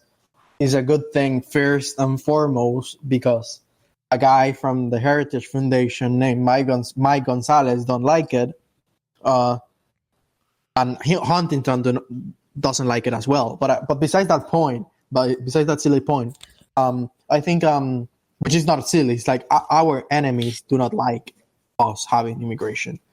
Besides that point, I mean, Hispanidad, in the position of Hispanidad, the notion of irredentism, you know, the notion that we should get back politically or culturally, doesn't matter. The Southwest is a fundamental notion for the Hispanidad, and it's a fundamental notion that is there. The notion of the Reconquista is there, and I mean, Reconquista itself, even if the Chicano movement embraced that idea, the idea of Reconquista, it's Spanish. It's a Spanish mythology, exactly, and which is tied with Hispanidad, and there is that question, and there's also the question of the power that the Spanish language have, you know. We should advocate for bilingualism. We should advocate for the use of Spanish because of the simple reason that it benefits us culturally, economically, and everything. Geopolitically, it benefits us. You know, if Spanish becomes the language of science, that will be beneficial for us. So I think there are so many arguments from a position of Hispanidad or pro-Hispanidad to in regards to immigration, that I mean, I don't think an anti-immigration focus is beneficial for Hispanidad because of the simple reason that Hispanidad in the Southwest is extremely dependent, and the continuation of our language in America is extremely dependent on waves and waves of immigration, and that both and that's the thing that Huntington recognizes. Why Mexican American? It's hard for Latinos to assimilate. Mm-hmm. It's hard for people from Miami to assimilate because there are constant waves of Spanish-speaking immigrants coming to the U.S. Mm-hmm. So, and we're inside of the empire. Right. We are inside of the empire of a decadent of an empire that is in this sort of process of decadence. Yes, yeah. Which is most importantly. So yeah, I think they're just on the principle of defending Hispanidad. I don't think that there are. I don't think that anti-immigration rhetoric is beneficial for. So in summary, you want more illegal and legal immigrants. You want as many as can come, bring them in. And you exactly and you think it's going to work into our better interests over the long term. Okay, Klaus, you took a little bit of contention with that. Why don't you go ahead and take the mic now? Sure, thank you. So I want to make it clear that I am not anti-immigration completely. That would be very hypocritical of me because, had it not been for immigration, I wouldn't even be speaking to you in English, So I just wanted to make that clear. And I'm also not necessarily against retaking the Southwest and Florida because those were historically our regions, if we talk about it from an imperial background, right? In many ways, the Southwest has been Mexican and Spanish more than it has been American. Right, so it's about the same. It's about the same. My contention with Carlos is, if we are going to Hispanicize the United States, as he says, it can't just be a demographic endeavor. Because as we've clearly stated so many times in the show, Hispano is not just about your ethnicity. It's not just what your 23andMe says about you. It's also about everything else about it. So being Hispano is also having good public transportation and walking everywhere and not having to drive everywhere like we do in the United States. So Carlos, it's to Hispanize the U.S. is also to eliminate American car culture, which takes a lot of effort, right? It also means changing so many American cultural norms. It means building massive railroads. It means destroying the fast food culture. It means doing so many things in the United States where that civilizational energy could be better channeled into the countries that a lot of us originate from, because these countries have a lot of issues, I don't want to call them shitholes because they're not, but they have a lot of problems. You can't really progress economically in Colombia or Venezuela or Mexico. That's why you have to go to the United States. So as opposed to trying to kind of, to use a StarCraft reference, Zerg rush the United States and try to take it down, why don't we rather focus all of that energy into shifting the power balance that the United States has into this sort of neo-Hispano, I guess we can call it empire that we would be aiming for. So I don't want Washington, D.C. to be the center of the universe anymore. I think Dugin's multipolar view of the world is a lot more based on what things should be. And in this part of the world, the pole should definitely be focusing on a city that we control fully, whether it's Mexico City, whether it's Lima, whether it's Bogota, whether it's Havana. Take your pick. I don't particularly mind. I think, Carlos, your perspective is basically Washington, D.C. should be brown. And that's how we promote Hispanidad. And Hispanidad is going to be based in the United States, where we don't have full control of that, because not just in addition to Hispanizing the roads, you have to Hispanize the State Department, the Department of Education. We have to Hispanize the courts. We have to Hispanize everything, right? Because Hispano countries, from the street sweeper that cleans the roads every morning all the way up to the president, every single one of them is Hispano. So there's so many ethnic groups that we're going to have to struggle against.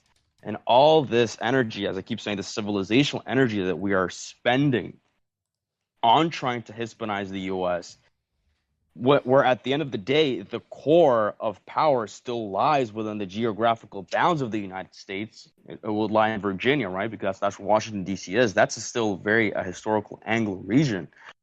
What I want, as I've stated previously is for Mexico City, for example, to be the new Washington D.C., but obviously not as satanic. Obviously, it would Of the be empire, a the Catholic capital of the order empire, yeah. and all that. Sorry for the ramble. That's my. No, it's all good. Does anyone else have? Espérate, Carlos. Yeah. Hold on, Carlos. Let me open it up to I would everybody, like and to I'll come throw back to you. Go ahead. Wait up. Let me. So, Angelo, you wanted to share something. Do you think immigration's a good thing, a bad thing, or some kind of mixed bag in between? What do you feel about the subject? I think it's a mixed bag, but as Klaus said, it's mass immigration is a neoliberal thing, and it's anti-working class because you're taking hard working class people from their native country. You're basically extracting human resources for new forms of slave labor, basically. Like, of course, immigration provides people with many opportunities here, but it doesn't benefit the home country. You're taking all these hardworking people out of nations that need building, that need structure, and putting them here where they can, make a pretty good living, cleaning the streets or building the streets, but they have like no real influence. Right, I see what you're saying. So, yeah, and it's because go ahead. The Hispanic worth ethic is really valuable here in America, especially because a lot of the white people and even black people don't want to do most of the manual labor no more. They don't know. They want to, even if they know how, they don't do as good be of a desk job. Jockeys and stuff. They don't do as good of a job, even when they can. Even when they know. I got it. Well, in regards to Espérate, Carlos. Hold on. Here's what I'm going to do. This is the strategy, you guys. I'm going to go around everybody. If you guys have what you like to say about immigration, go ahead and do that. And then we're going to come back to Carlos and Klaus. And so let me just open it up. Go ahead, Taco. All right. So I got a combination, right? My opinion is basically a combination of all three things. The Angelo said, the Carlos said, and the Klaus said, right? What I envision is, what Klaus said was very accurate, where we should direct our civilizational energy. We should prevent the brain drain that's happening in our countries. Also, if we all come here, we leave our countries to the people who are ruining them, the aristocratic elites who work for Washington and the criminals who have taken over.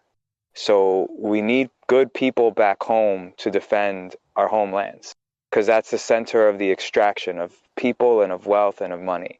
Now, where Carlos has a great point is like, what do we do with the people who are here already, the generations of people who are here already? How can we use our people here already to aid in this effort and to aid in the, basically the dismantling or chipping away at the satanic empire, right? I think that the people here, one, have to resist falling into the consumerist culture. We have to focus on continuing to strengthen our families, our bonds, our communities. I think what Carlos said was excellent about pushing for Spanish, making sure that our people, are still getting money being sent back. We're not only building here, but we're building back home. And we are taking care of each other here and back in our home countries. And to what Angelo said is that we have to understand that illegal immigration specifically is a system of exploitation. It creates an underclass and a serf class of people who come here without any rights. It extracts our laborers from back home and brings them to the fields and to the factories here to be exploited for corporate profits. We can't allow that to continue. So we have to kind of look into ourselves and say, you know what? Yeah, the situation is shit back home. Where we are in Latin America sucks right now. We got to do something about that here. We can't just go to the United States and bail.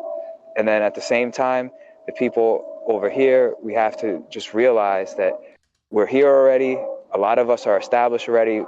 Sometimes when we hear some of the pochos talk on the shows, they're like, fuck that, I'm never going back. Like, what do I got to go back for? Okay, so you're not going back. So what are you going to do here to help out, right? So things like, building communities, businesses, speaking of Spanish, advocating for, our communities while here will help. because the U.S. is going to fracture regardless what we do. And we just want to make sure that our people here, once it all falls apart here, we're going to be okay. So keeping the Southwest and enclaves where we have control over is important for when the political and economic situation deteriorates in this country, and also making sure that, you know, we have an ability to shift the center of power to our countries, so that way when Washington falls, the rest of Latin America doesn't fall along with it, right? Or Hispano America, but to use the term most people know. So that's my position. It's a mix of all three. I think we should do all three things. Got it. Thanks for sharing that. Who else wants to share how they view the issue? Yeah, so no, I think Taco made a lot of good points. You know, for me, I'm a little bit worried about immigration because I know the globalists use it as a weapon to disrupt national unity, whatever is left of it, and also to depress wages and create a slave underclass, which Taco was mentioning. And, you know, I think at the end of the day, nobody really likes to leave home. And for me, if it starts off, or if the main crux of it is that you're coming to America for a better life, the answer for me is no immediately. If it's material, the answer is no. Just stay home. That's kind of just my thoughts on that. Yeah. If it's material, stay home. Please don't do it for the material. You know what? If you're here, then you're here. So I think Taco, I'm kind of with Taco, basically. Taco kind of said everything that I was thinking about. So, and then for Klaus, I would ask him, do we want also people to return home? Like, you know, I know you prefer people to stay back home, but then also the people that are here, should we like go home and just abandon ship? Sure. No, that depends on what your situation is. So if you have deep economic roots tied to this country, ideally, I'd rather you stay here because I don't trust Hispano countries to respect your property, just, you know, off of historical precedents. So no, if you have a small business here and if you have a good life here, sure, but just try to relocate. If you can, try to relocate to the more Hispano areas that we already have, you know, Florida, the Southwest. If you feel like this culture is too much for you, because, you know, even Carlos has, I know in one of your tweets you said that you hate American car culture, and that's very likely not going away. So if you hate things like that, and if you can make the move, and if it's economically feasible for you, you should probably go back to Hispano America. If it's possible for you, and if you can make it, and if you feel like the United States has basically suffocated you too much, yes. It's a case-by-case basis. Right, understood. So Espérate, Carlos. Hispano Florida man, you wanted to say something? Yeah, I mostly agree with Taco. Taco was going to say a lot of what I wanted to say, but I will say my own opinion, like for immigration, it's different. Like in regards to South Florida, like the illegal immigration and immigration, the attitude towards it and politically and culturally speaking is different than like the Southwest. The Southwest is kind of like a mess where people like Biden or Obama or whatever, they'll kind of be pro-immigration, and then, you know, they'll just stuff all the immigrants that are coming into cages and tents or whatever because they don't know where to put them. Whereas in regards to Miami, it's kind of lax and it's like permissible, you know, and it's more consistent, like the messaging and the action from the politicians and whatnot. There's more. And even when I was like a pick-me in my pick-me phase, I was indifferent. I kind of ignored the illegal immigration that was coming in from the islands, except for Haitians. Whereas I was against the immigration from south of the border due to the exploitation and things like that. So that's my 2 cents over that issue, and whether or not I'm just, you know, I think it's complicated and nuanced. Sure. In terms of like the Southwest and South Florida. Gotcha. I am against the Haitians though. I do see gentrification kind of, and that's what I'm kind of like afraid of. I live in the outskirts of Miami. I don't live in Miami, so my experience is kind of different for as a Hispano outside of Miami. There is significant there is a significant pushback on Hispano culture. They ignore it. For example, when I went to college, one of my I had geography, and my geography professor had this cute little quip where he kind of explained the difference between the culture of South Florida and the culture of North Florida, basically like using the Civil War dialectic, saying like the North is like the South and the South is like North, with the implication being, where like the liberal New Englanders and the North Florida's the backward Hicks. So that's basically, yeah, it's that kind of, so people here, they're like, and people here will be like, oh, I like it here. It's diverse. It's multicultural. So it's different, like, in a lot of ways than Miami, where this is a Spanish city. This is our city. It's very different. And my last thing I'll say is, one time I was with an acquaintance of mine. I'm going to keep it vague for their identity. But I was with an acquaintance of mine, and she grew up in Hialeah. She's Cuban. And we were driving past her middle school, and she was shocked. She's a normie, so she didn't mean this like in a racist type of way, but she said, "Why are there so many black kids there?" And there was, I kid you not a single Hispano, not a single like Cuban or whatever. It's all black kids. And they're probably mostly Haitian too. So that's just something to think about as well. I could be totally wrong because, again, I don't live there. But that's just, my experience. So pretty much I just want to come in defense of Haniel. I can see what he's saying. Wait. Stop the show. His name is Carlos now. Oh, my bad. Carlos. All right, Carlos. Yeah, so I just wanted to come in defense of him because I feel like a lot of you guys are, giving the opposite viewpoint. But I will say, as someone from the Southwest, it is essentially our parents being from Latin America that basically allows us to hold our Hispanismo. And they are essentially our reference point. So without that constant immigration, the Southwest will essentially become brown gringo. And you could see this phenomenon a lot in especially Los Angeles, where we've been in large numbers for quite a long time. But however, I do see what you guys are saying in the sense that it's very anarchic in how the immigration comes here. The Southwest is a very big place.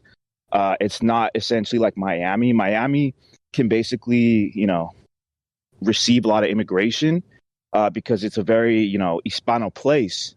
And despite the Southwest becoming very Hispano-sized, you still have a lot of cultural influence that's very Anglo too, because it was a very gradual process. It wasn't, like a one generational thing, just like what happened in Miami. Right.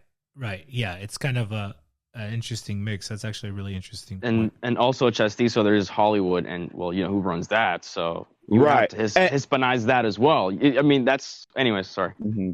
Yeah, and that's one of the things that is distinct about the West Coast and the Miami area is that the elite here are the elite of the world, in reference to Silicon Valley and California.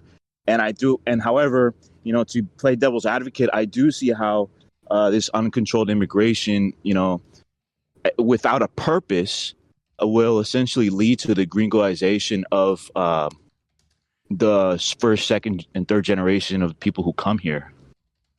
So I think the best thing for us to do is essentially create very Hispanophilic enclaves that, have like a truth centered around it and a purpose centered around it. And that way we can basically essentially not mimic Miami, but we wouldn't need a constant immigration, because constant immigration is also it's not sustainable, right? If we were to still have the birth rates we did in the 1960s, perhaps it would be. But at this point, it's becoming less and less sustainable as time passes. too. So It's destabilizing. Like, yeah. Yeah, no, and I agree with that too. Like essentially the elite is very important, and when you have all the elite in Miami, you know, that leaves Venezuela, Cuba, Puerto Rico in a very unvigorous situation, right? Yeah.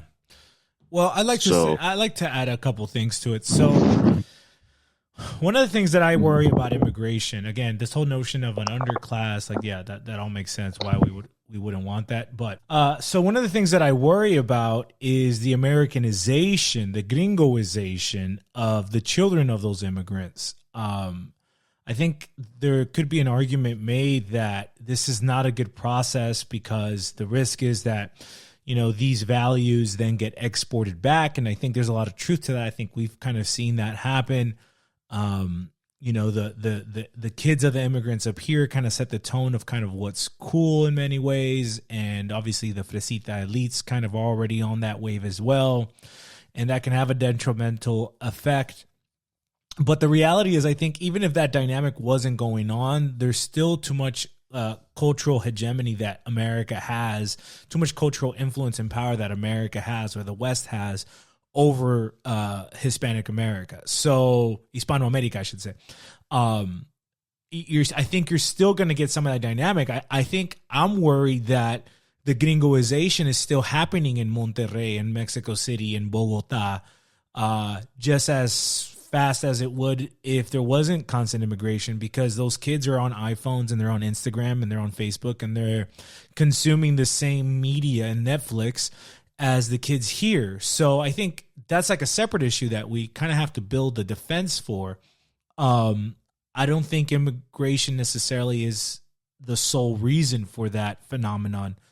You know, and then, yeah, the other issue is like the brain drain, right? Like basically what you had with NAFTA was that, you know, Mexico's agricultural and working class was essentially extracted from Mexico. And that worked out well for Mexico's elite because they got rid of potentially a big chunk of the population that could cause a lot of political tension and maybe steer power away from them. And then they were able to benefit from, you know, the income that remittances produce. But the whole notion of remittances being a positive is a broken window fallacy, because that economic value that that diaspora now produces could have been produced in-house, should have been produced in-house. And you would have probably had a greater economic value than just the remittances, right? Because, like, you know, Theo Herbert sends $200 to Nicaragua every month for La Abuelita or whatever.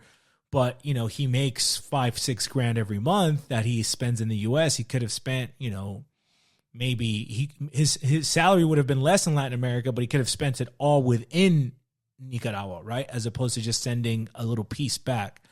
So it's tough, man. I see the point that Carlos makes where it's like, and that Chad brought up, it's like, you know, the people here also need immigrants to an extent because they need to kind of keep connected and they kind of need some fresh blood to keep them Hispanic, because if they don't get that, then they might become gringos.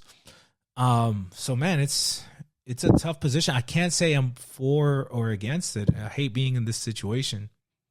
And to add on to that, our countries are not safe spaces, if you will, for Hispanismo identity.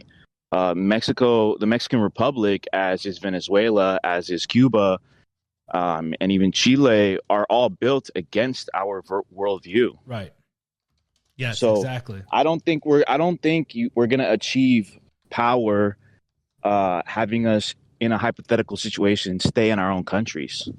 Yeah, I don't see it either. I don't think immigration hurts or helps. I think on the surface that is the notion that we think that, you know, because these kids are going to go over there and they're going to become gringos. But like, look in the case of us, like of course, gringo culture affects us. And, you know, I would say that there are good things in gringo culture that we can emulate and absorb within a Hispano context. Unironically, I do believe that the best place for the Hispanismo movement is within the empire, whether that be the Southwest or Miami. Why do you feel that way? Because, you know, the whole point of, creating a movement and creating the capital and the power to project and insert influence really relies upon like monetary, power. And it's like you guys said, it's very hard to build up capital in our countries. Even if you do build up capital, at any time the IMF could just be like, oh, okay, we're going to devalue your currency like really hardcore. And they'll do it. I mean, look at what's going on in Argentina. Look what happened to Mexico in the 90s, Right. So to build power, so to expect Mexico, for example, to have a coup and have a Catholic monarchy and take over the rest of Latin America is kind of, it just doesn't make sense. So here, where we do have a stability, we have pretty much the duty to create safe spaces for Hispanismo in the Southwest, or else it will continue to degenerate into gringoism, essentially. Yeah, I think that's an interesting dynamic because it's like here, again, it's what we said earlier. Inquisidor said holy spaces. That's right. We got to put the holy space first. There you go. But it is interesting because here we're brushing up against the other, right? Here we're brushing up against Middle Easterners and Asians and blacks and whites, and it's letting us to look inside to try to define ourselves. And whether we like it or not, we're all grouped together, right? In the Southwest, we're all Mexican. In Florida, we're all Cuban. It doesn't matter what other country you may be from, or what color your skin is. You're gonna get grouped into those groups if you're Hispanic. So it's an interesting dynamic that here it's like our national identities kind of fuzzy away and a more macro ethnic identity replaces it. And that's a threat, but I also think it's an opportunity. Exactly. And that's my notion about it. All we have to do is essentially secede from the American power dynamic system. Exactly. At least culturally, spiritually, mentally. Exactly. Exactly. A mass secession. Inquisidor will know that in the Northeast over here, we're just quote unquote generic Spanish. Right. Inquisidor. Right. Así es, por acá. They'll just say, oh, you're Spanish. Right? Yeah, that's an East Coast thing. Yeah, but specifically Northeast and New York. But I want to hear what Carlos says, but definitely, I mean, my opinion is a synthesis of all of these positions. I think we have to have a multi-front.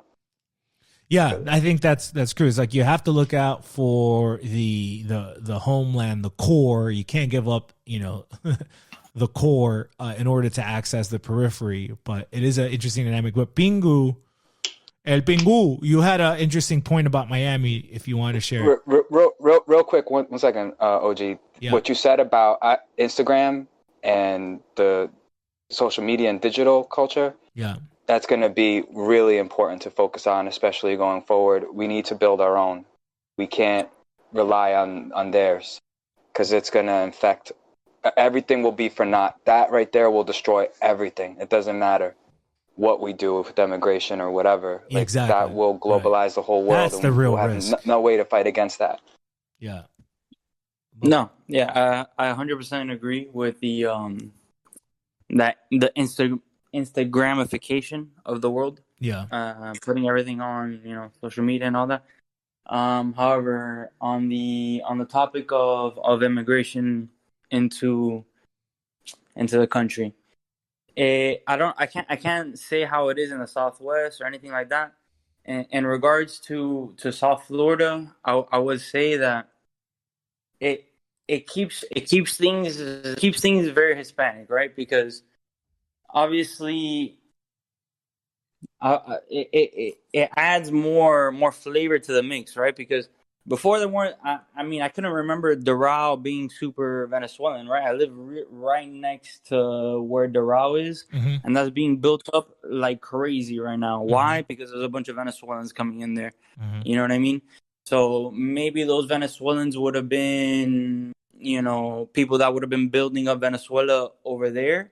And now they're building up Doral and they're doing other projects over here in South Florida. I don't know, but the constant influx of people into South Florida makes it feel like it's like there's gonna always be areas where you cannot speak English get by. Like you have to speak Spanish to get by, if you get what I'm trying to say. You know? That's for sure. That's the Florida, South Florida does a better job than the Southwest in many ways. I think there's pockets of the Southwest, like RGV is probably a good pocket. But even in LA, like Hispanics are going to speak to you in English before they speak to you in Spanish. Whereas in Florida, and I have to tip my hat off, even in New York, even if they know you speak perfect English, they're still going to speak to you in Spanish. So that's something to know. I think, when you were talking about Miami, I thought like, the first wave of Cuban, the first, second waves of Cubans came in, and no one else came in after them, then the Cubans would have already kind of gone the way of the Irish and the Italians, right? Yeah, facts. No, yeah, 100%. That's another point that I would like to address. Yeah, that's 100% facts, because I mean, dude, if let's be real here, if I didn't interact with other Hispanic people, I would not fucking be able to speak Spanish, and not that, but it's more like it's the clash of other like Hispanic cultures that makes it like you feel proud to be Hispanic, right? Sure. Because it's like you got your Cuban thing and you're proud about being Cuban, and then you go over there and you have your little fritanga, that's fire, right? And you go over there and you have your little Colombian shit, right? And you have a little, I don't know, it's like a mix of every. It lets you tap into it. Right. For me as a Nicaraguan, it let me tap into it. Like it let me tap into Mexico, and it let me tap into Cuba, and it let me tap into Colombia, and absorb and learn and apply it to myself in my own Nicaraguan fashion. You know what I mean? But yeah, again, the point stands that if the Colombians didn't come in after the Cubans, if the Nicaraguans didn't come in, who came in after them? Venezuelans. The Venezuelans, now the Argentinians and the Brazilians now. Then that first, second wave of Cubans would have become very much like it gets diluted. New Jersey Italians. Gets diluted quick. They would have become very Americanized. They would have gone the way of Miguelito becoming Mike. Bro, yeah, no, we would be New Jersey. You know what I mean? Like we'd be like Italians. Like it you need other people coming in, because if you just let it like sit there and it doesn't like, I don't know, it doesn't expand. And you know what? Thinking about that, that's kind of what happened in LA. And Fonz, if you're on the line, dog, because here you have the Chicanos, and to me the Chicanos were like. I was just talking about comparing it to LA, like thinking about the Chicano, because I look at Chicanos like a generation. Chicanos, to me, growing up in LA, were like the Mexicans who like came before the 80s. And so, totally agree, bro. It's like the fools that grew up like in the 60s and 70s. Right. And so they don't speak Spanish anymore.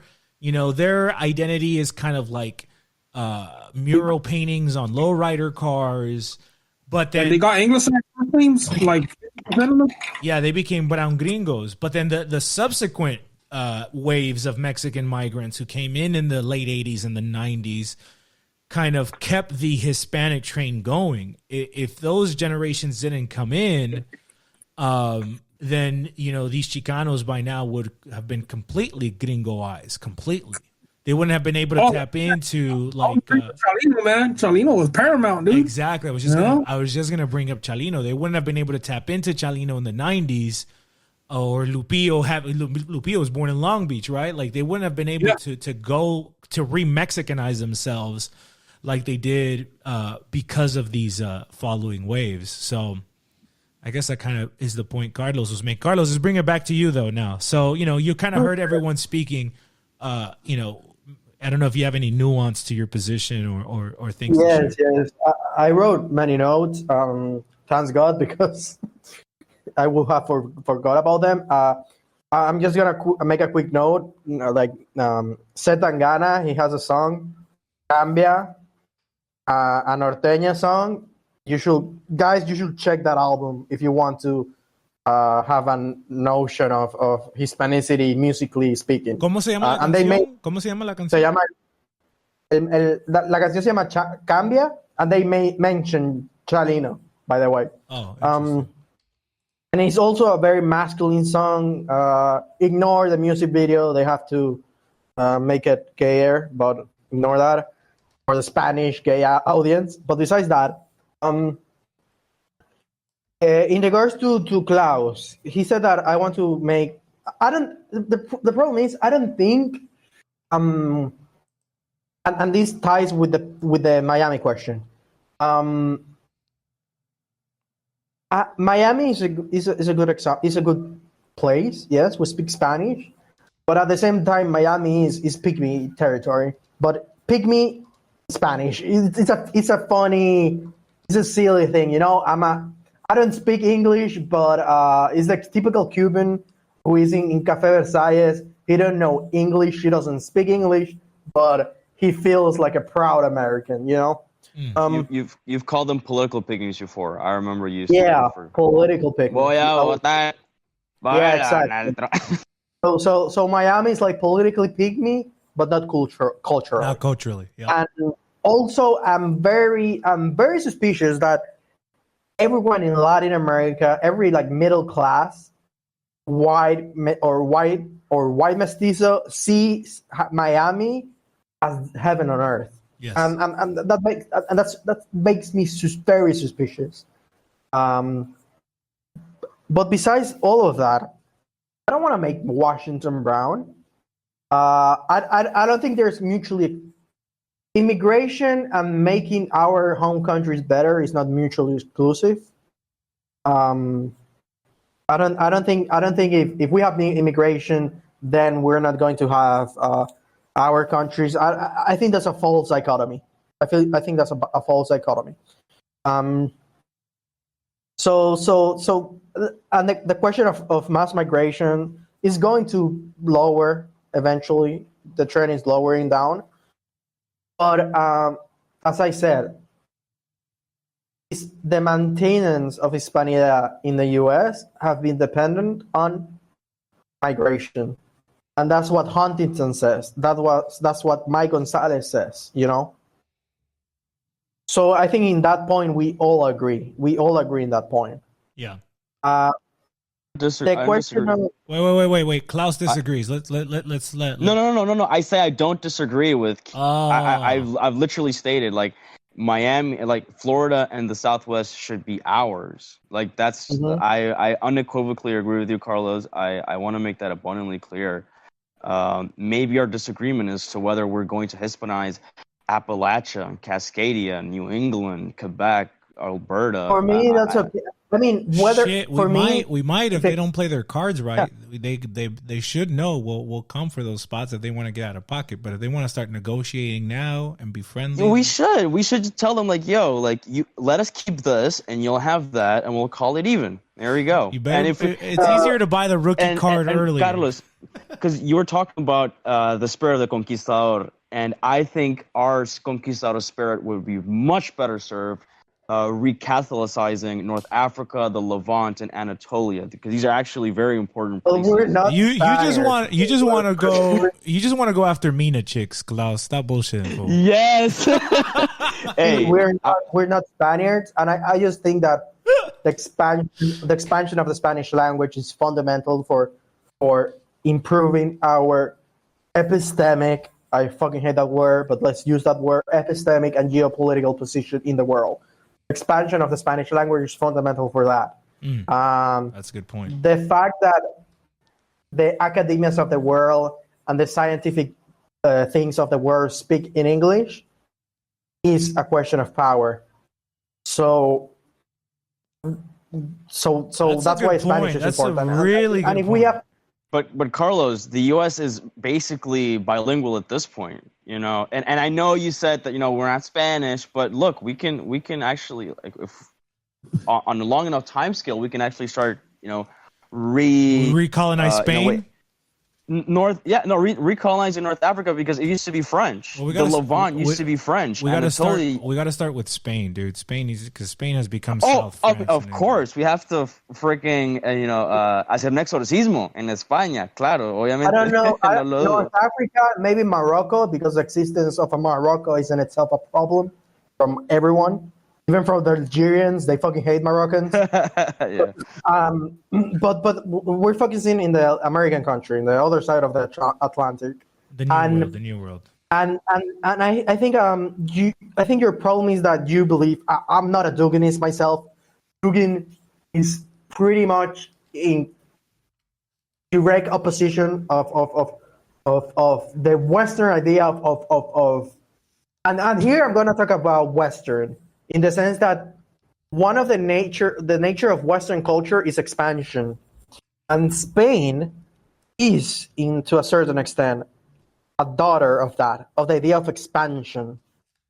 So I don't believe in multipolarity because of that. I mean, for me, I couldn't care less about the cultural unity of America if I could make Germans from Montana speak Spanish. I will do it.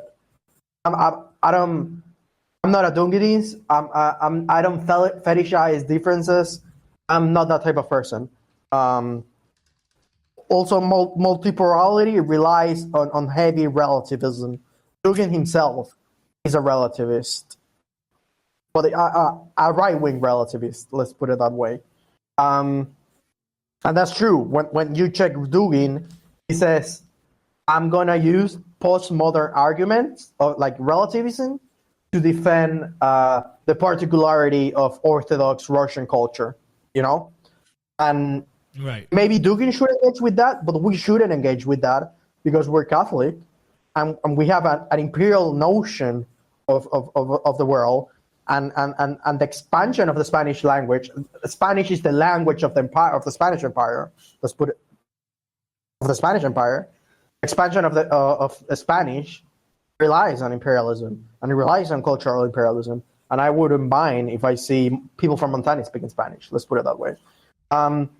So well, I don't think it's mutually exclusive to build our countries and at the same time have immigration here. So yeah, that's on Klaus. Let me add to that a little bit because there's an interesting phenomenon that's going on in the Southwest that you don't see in Florida and you don't see in the East Coast is the Hispanization of the others.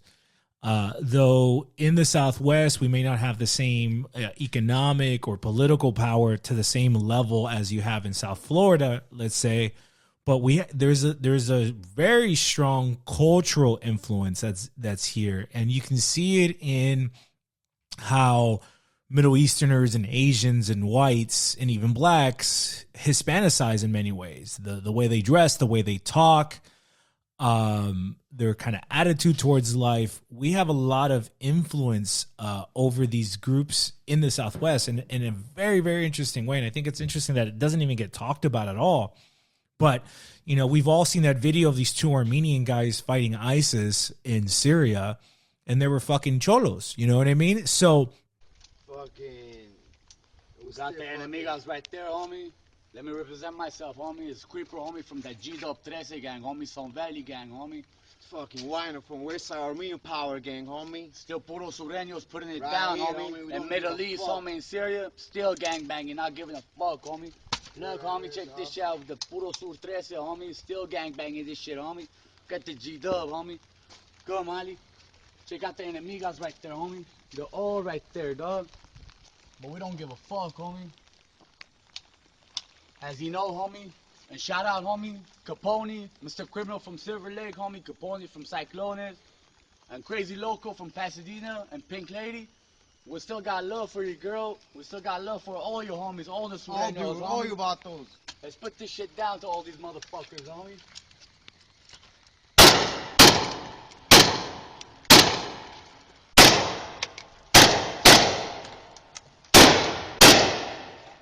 As for all the sureños, homie, not giving a fuck, homie. That's right. Gang banging, homie. Post this shit up, homie. Tell the homies in fucking Middle East, homie, still gang banging, homie. Putting that shit down for the big Sur 13 gang, homie. In Syria, homie. We're in Syria, homie. Still G-Dub Gompiwanos 13 gang, homie. Frontline, homie. Puro Frontline, SD, homie. Frontline. We don't give a fuck. Blasting the homie. that's a very interesting dynamic that's going on where it's like in many ways, the Southwest is Hispanicizing, but at the same time, the American influence is having an effect. So it's kind of like this hybrid of both. But I've seen many, quote unquote, white friends or just white people that I've met who kind of embrace Hispanism in a certain way, who kind of realize like, or not just whites, Middle Easterns, whatever, Asians, who kind of recognize like there's something superior in the cultural value or hierarchy that you guys have that like I will adopt and I will like, and it's kind of reminded me of you talking about, people in Montana speaking Spanish, where it's like, I can kind of see that happening in many ways. Cause I actually have a friend from Wyoming who's a cowboy, and he like recognizes it, like the Hispanic culture, and being a cowboy, obviously he recognizes it, but he like sees how like, in a sense, these cities on the periphery, the East Coast, the old America, is very degenerate, and he kind of wants it away from his family in many ways. So it's and I mean, to a certain extent, there's going to be a partial Americanization of Hispanics. We speak English. We're speaking in English right now. Exactly. And we're speaking in English to promote Hispanic ideas to a Ocho audience, So what I'm trying to say is that the basis of this podcast is precisely migrants, You know what I'm trying to say, Rancho? I mean, you guys? we're all the sons of immigrants. Exactly. And also, in regards to what Angelo said, which I will say is like a socialist critique of my point, yes, I mean, you're going to have exploitation in Mexico, and you're going to have exploitation in the US. If we're talking about exploitation as a general abstract sense, in this like excluding the national question, you're going to have exploitation no matter what. Now, the problem is that you have immigration because of NAFTA, because of all of that. I don't think we should oppose. If you want to oppose, just don't merely oppose immigration, oppose also those policies. And I think you also oppose them. But what I'm trying to say is that immigration is going to happen. It's not a question of should or is. It's not a question of should or shouldn't. It's that immigration is going to happen with those policies in place. And if we're going to have those policies in place, if there are already those policies in place, then I'm not going to oppose immigration, because it's going to destabilize the cultural unity of the U.S. Whatever, like, sure, what should I care? Why should I care about the culture, the Anglo integrity of this country, right? In the sense of cultural integrity, of Anglo cultural integrity. So I think I don't think immigration and making your home better is mutually exclusive. I think that's the line that I make with you guys.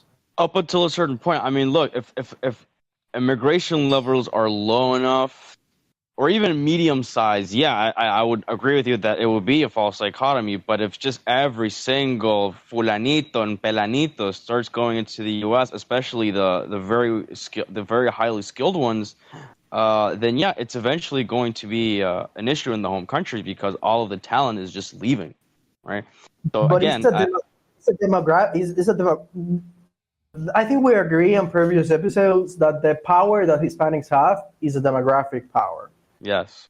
And if we're having more sons than the Americans, our countries are going to eventually export more immigrants to America, just because we have the demographic potential.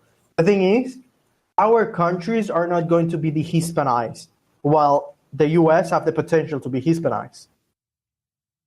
Yeah, but the Hispanization of the U.S. comes at the potential expense of building up our countries, right? That's the what we disagree. Like, that's the thing we disagree on. That's the point of contention. It's that I want this whole Hispanoamerica to be united, and I want the The center. problem is that it is going to happen. You know, we're not we don't live in a world where we don't live in Argentina of the 19th century, which was at the same level as the U.S. and was getting the same immigrants as the U.S. We don't live in that situation now, sadly. But we can. That's kind of the point I'm trying to make. It's but sure we can, but the solution to I'm sure that the solution is not that, you know, Arriero, you're like dying of hunger, stay here, or you know, that's not the solution, because it's you're that's an artificial solution in the end to a certain extent. But that's what I'm saying. Like I'm saying, I agree with you. Look, I agree with you. If I agree with you in the point that we shouldn't have brain drain, you know, I agree with you in that point.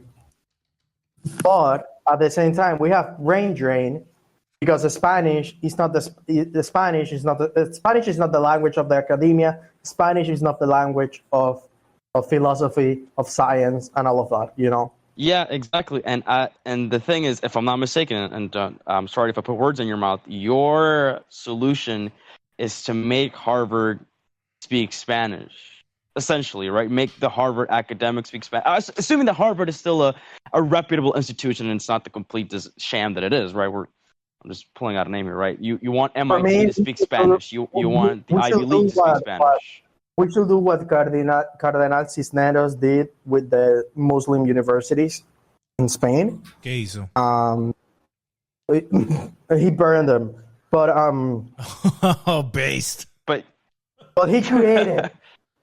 he burned them in a video game, but he created Spanish universities. You know what I mean? I don't think they're mutually exclusive. I don't think having cultural influence in the U.S. is not mutually exclusive with having importance in our countries. In fact, that's why because the U.S. has such an international prestigious position, having cultural influence in the U.S. is an imperative, is a precondition for the cultural supremacy, let's put it that way, of Hispanic. And I grant it to you that if immigration levels remain relatively low or medium-sized in Hispanoamerica, yes, that it does become a false dichotomy. But again, if I'm not mistaken, you are arguing for mass unfettered immigration, like just basically anyone who wants to come here and has like, you know, an ability to work should come here, you know, no questions asked. Then yes, it will become a true dichotomy, because every single person is going to want to move to the U.S. I mean, it's anecdotal, and I'm sorry if I don't have, you know, the facts and the evidence and the figures, but every single friggin' Colombian that I have talked to in Colombia wants to go to the U.S. Right? Every single one, every single Colombian youth wants to go to the U.S. And that shows you. I'm not saying that the U.S. there should be open borders. I'm just saying that. Fair enough. I'm not saying that. I'm just saying that. Bad. But look, that notion that the Colombians... I'm not going to pour ice in deportation of Mexican immigrants. That's simply what I'm saying. That notion of the Colombians wanting to come here is showing you the American cultural influence in Colombia, which is not happening because of immigrants. It's happening because... It's not just because of that, no, because... Why do they want to go to the U.S.? Because they're cousins in the U.S. and they're fucking tios in the U.S. And so basically they're telling them that, yeah, America, yeah, you can make money here. That's part of it. But Klaus, it's also because they're watching Netflix and they're on Instagram and they just want to participate in that same culture. Like that cultural degradation happening in Latin America is happening regardless of your cousin being here or not, I think. You know, because you're listening you're listening to a Maluma song or whoever the faggot of the week is. Am I allowed to say that word? whoever that guy is, and he's referencing things that are, you know, a consumerist culture that we're kind of pointing out earlier. I mean, Well, if we actually, now really, that you mention it, not Maluma, but J Balvin actually did migrate to the U.S. So you know, kind of makes my point. but anyways, again, I want to make it very clear. Yes, Miami, the Southwest should be ours. You know, period. I am not opposed to immigration as a concept generally.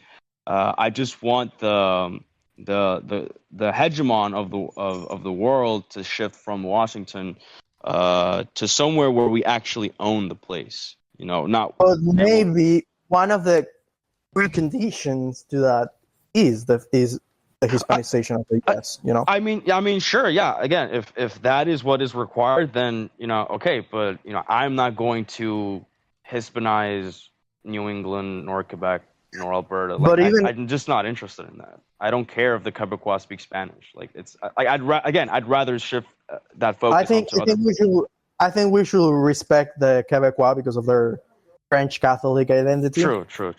You know, but I wouldn't force the Quebecois to speak Spanish, or maybe the Protestants, I wouldn't mind if they speak Spanish. Oh, I mean, yeah, we have to Catholicize the. I mean, I totally, bro. I agree with you. I don't even. Yeah, But totally agree with you. Also, let's play with the idea of making Washington brown, right? We should, you know, even if this is like LARPy and Utopia, sure. imagine the Hispanics being like the Vandals of the Roman Empire, you know? Facts. Based. That's, you know, I don't know. That's kind of scary, bro. Because that's like, right. Like, because if a quote unquote brown person is controlling the nuclear codes, you know, they could be some pygmies, and you know, they may not like Cuba, too communist. You know, we got to give them freedom and democracy in Espanol.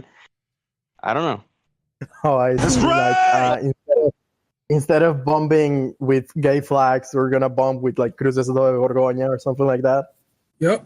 That's no, right. I don't mean that. I mean los vamos a bombardear en español. Like, I'm not even saying like in a Catholic way. I'm saying like, you know how when America was more white, they still went to war with Europe. But I still don't think it's going to that. I mean, that's like a far. I wanna make a point, you guys, that what's happening to it's like, look at a place like Guanajuato. You have people leaving Mexico because they can't afford to live there anymore, so they need to go get a job up north. And then the fucking gringos are buying up Guanajuato and Tulum and, you know, these places, the most beautiful places in Latin America. They're in Granada, Nicaragua. They're gentrifying our colonial towns while we're forced to leave them. Yeah, I despise it. Also, notice how, you know, Bap Rancho? Yeah. He plays with the idea of like white pirates migrating to Nicaragua to or something like that. I wish I don't know if he will end up with his head chopped off. I'll tell you that much. That's right. For sure. But I think that's funny how I'm all for Anglo hubris. You know, the more hubris, the better, the easier the transition's going to be. But yeah, I mean, I just, I don't think, I mean, what I'm trying to say is that pragmatically, what I'm simply trying to say is that I'm not going to support deportations or ICE and all of those mechanisms. You know what I mean? Yeah, I see what you're saying. Okay, fair enough. I'll actually even agree with you, Carlos, about that. That mechanism is part of the prison industrial complex here in the United States. And even though I've always been of the opinion that a nation needs its borders and its territorial sovereignty, I do think that the system as it stands in the United States, in terms of ICE and the private for-profit prisons that they're in, and the way that they intersect with the for-profit charities that take these kids afterwards, the system is rife for abuse for these people. So it's like, okay, they're in the hands of the cartels, and the human traffickers, which sucks and it's like shitty, but then you're just going into another band of gangsters, which is, you know, the US federal government. So, you know, it's kind of a rock and a hard place. I wouldn't support either of those situations when it comes to, one, the human trafficking that illegal immigration is, but also the system that enforces it here. I'm always of the position that I think that our people should stay home if they can to do well by our home countries. And if I ever get to the position where I can leave, I'm definitely looking forward to doing that. Shorty that I'm talking to right now is building up a little ranchito back home. So, you know, if I play my cards right, maybe I'll be heading back, right, in the future. So, well, that's kind of with a family. That's kind of with a family too. The gentrification that I was talking about that's kind of happening, right? Where like these gringos are moving into Guanajuato and Granada or whatever. You know, we should definitely do that. I'm all for that. You know, from the very beginning, I talked about this concept of repatriación. Like, you know, we should take our skills, we should take our capital, and we should invest it back home. You know, I think zooming out of this whole thing, it's a very interesting dynamic that pochos can play. I think pochos have an opportunity to rival the elites of our capital cities. You know, I think if I'm an elite family from Lima or Bogota or DF, like, I'd be kind of nervous about these pochos because, you know, here we hold the monopoly in Mexico City because we have all the money and we have all the know-how and all the connections, but I don't have that monopoly against the pochos. You know, so it's almost like we can kind of play competition to this elite class in our capitals because we're here and we're able to tap into a bigger world being here. So that's a dynamic that I wanted to point out. Yo, let me add to that. Real quick, what did Carlin say about the American dream? Right, George Carlin, you gotta be asleep to believe it. Right, and that's why they call us the dreamers, bro. They want us to be in bobosados, sleeping. You know, we can't be caught sleeping. Yo, but Noel, now that you mention that, exactly. Now, I'm not a pocho, obviously. I was born and raised in Colombia, and so maybe that's why I have a bit of a contention with some of y'all regarding this whole immigration stuff. But if pochos can provide a counterweight to the disgusting Bogota elites like the Santos family, you know, I'm all for it, you know. And if that requires some form of immigration to the U.S. because then you get more educated, you get more resources, you know, I'm fine with that, you know. But that actually kind of adds to my point because there are so many issues within our very own small little country that a pocho perspective could definitely be useful for. And having that repatriación would be a necessity in order to do that. Yeah, and the other influence that the pochos play is that here we actually become more quote unquote pan-Hispanic because we're mixing with each other, we're working with each other, we're building friendships and relationships with each other. So it's just an interesting dynamic that I think the pochos can play and will be playing as we come of age, as we start more families, as we kind of ascend. Also, like the way that Hispanic politics play are like they're play in the way Hispanic politics are in the U.S. is that Hispanics tend to be pro-immigration to a certain extent, you know. So I don't see the point of being anti-immigration and Hispanista in the U.S. That's pretty much like the take of like some like people like Patricio Lons has. You know what I mean? They're like, you know, I'm a Hispanista, but I love Daddy Trump, you know, and that's it, you know, or some like weird Catholics, U.S. Catholics have, you know what I mean? So those are just cards, bro. Those are like, I don't think those people exist in real life, honestly. But in the end, like Hispanismo if we want to promote Hispanismo as an alternative to the liberal and the conservative pygmy and the Latinx and the Indigenista and the Afro-Latino, then we should probably, like, if we want to play a role in there, you know, not to get inside of the Democratic Party, not that that's stupid, or the Republican, but it is necessary to have like strong positions on Hispanic issues here, like ICE, like immigration, like bilingualism, and all of that. You know what I mean? Yeah. Get your point. And everything that defends, everything that protects and defends Hispanics be our goal here. Of course. If we have to set up base here, obviously it kind of makes sense setting up base here in the U.S. But again, I would like the base to eventually move to where we've always been, and since time immemorial, basically. That's kind of my take. Also, that's my 2 cents on it. And I think we should have the politics of El Instituto Cervantes. You know what I mean? Can you explain that policy? The policies of the Instituto Cervantes. But basically, Instituto Cervantes is like this Hispanic. Sometimes they tend to be very embrace of the Spanish language and all of that, and they want to maintain. They see Hispanic immigration in the U.S. as an opportunity, So they serve as a leech to a certain extent, The problem is that Spain do not have an imperial, like Spain foreign policy is like completely cucked.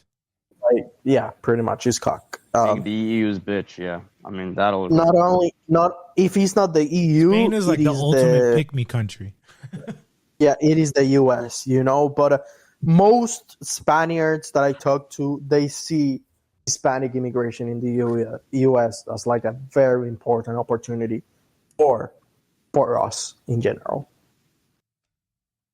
All the whites are going to be like, why you want to come to our countries because we made it better, you don't want to respect our countries. You left your countries because they're shithole countries, and now you want to come to ours and change it. I mean, and the best answer to that is that you made our countries to. Let's not we're not victims, not put it that way. But I mean, you were the ones who promoted sex. You profited from it. Of Masons, So yeah, dude, don't people hate aesthetics, man? Like the place where I'm from used to be, it used to be green. It used to have a whole bunch of lakes. Now it's like a desert. Like you didn't make it better. You made it shittier. Right. But hey, it is what it is, right? That's true. Yeah, I mean, if you look at places like California, like I just saw that it was like a threesome. I don't know what they call them, a trouble. It was a couple of 3 homosexual men who were legally recognized in California as being the fathers. And this happens because who's in charge of California? It was funny to me. I actually want to make a response. This we'll have to save it for another episode. But I saw this video of what's this pick-me's name? Nick Fuentes talking about Mexico back. Remember when El Chapo's son beat up the Mexican military and they were forced to let him go? I think it was 2019. So Nick Fuentes makes a response to this video talking about this is the problem with Mexicans and why we shouldn't like Mexicans and Mexicans bad and they smell bad and all this shit. And his whole notion was they're gonna ruin this country, they're gonna shit on it, they're gonna bring their problems here.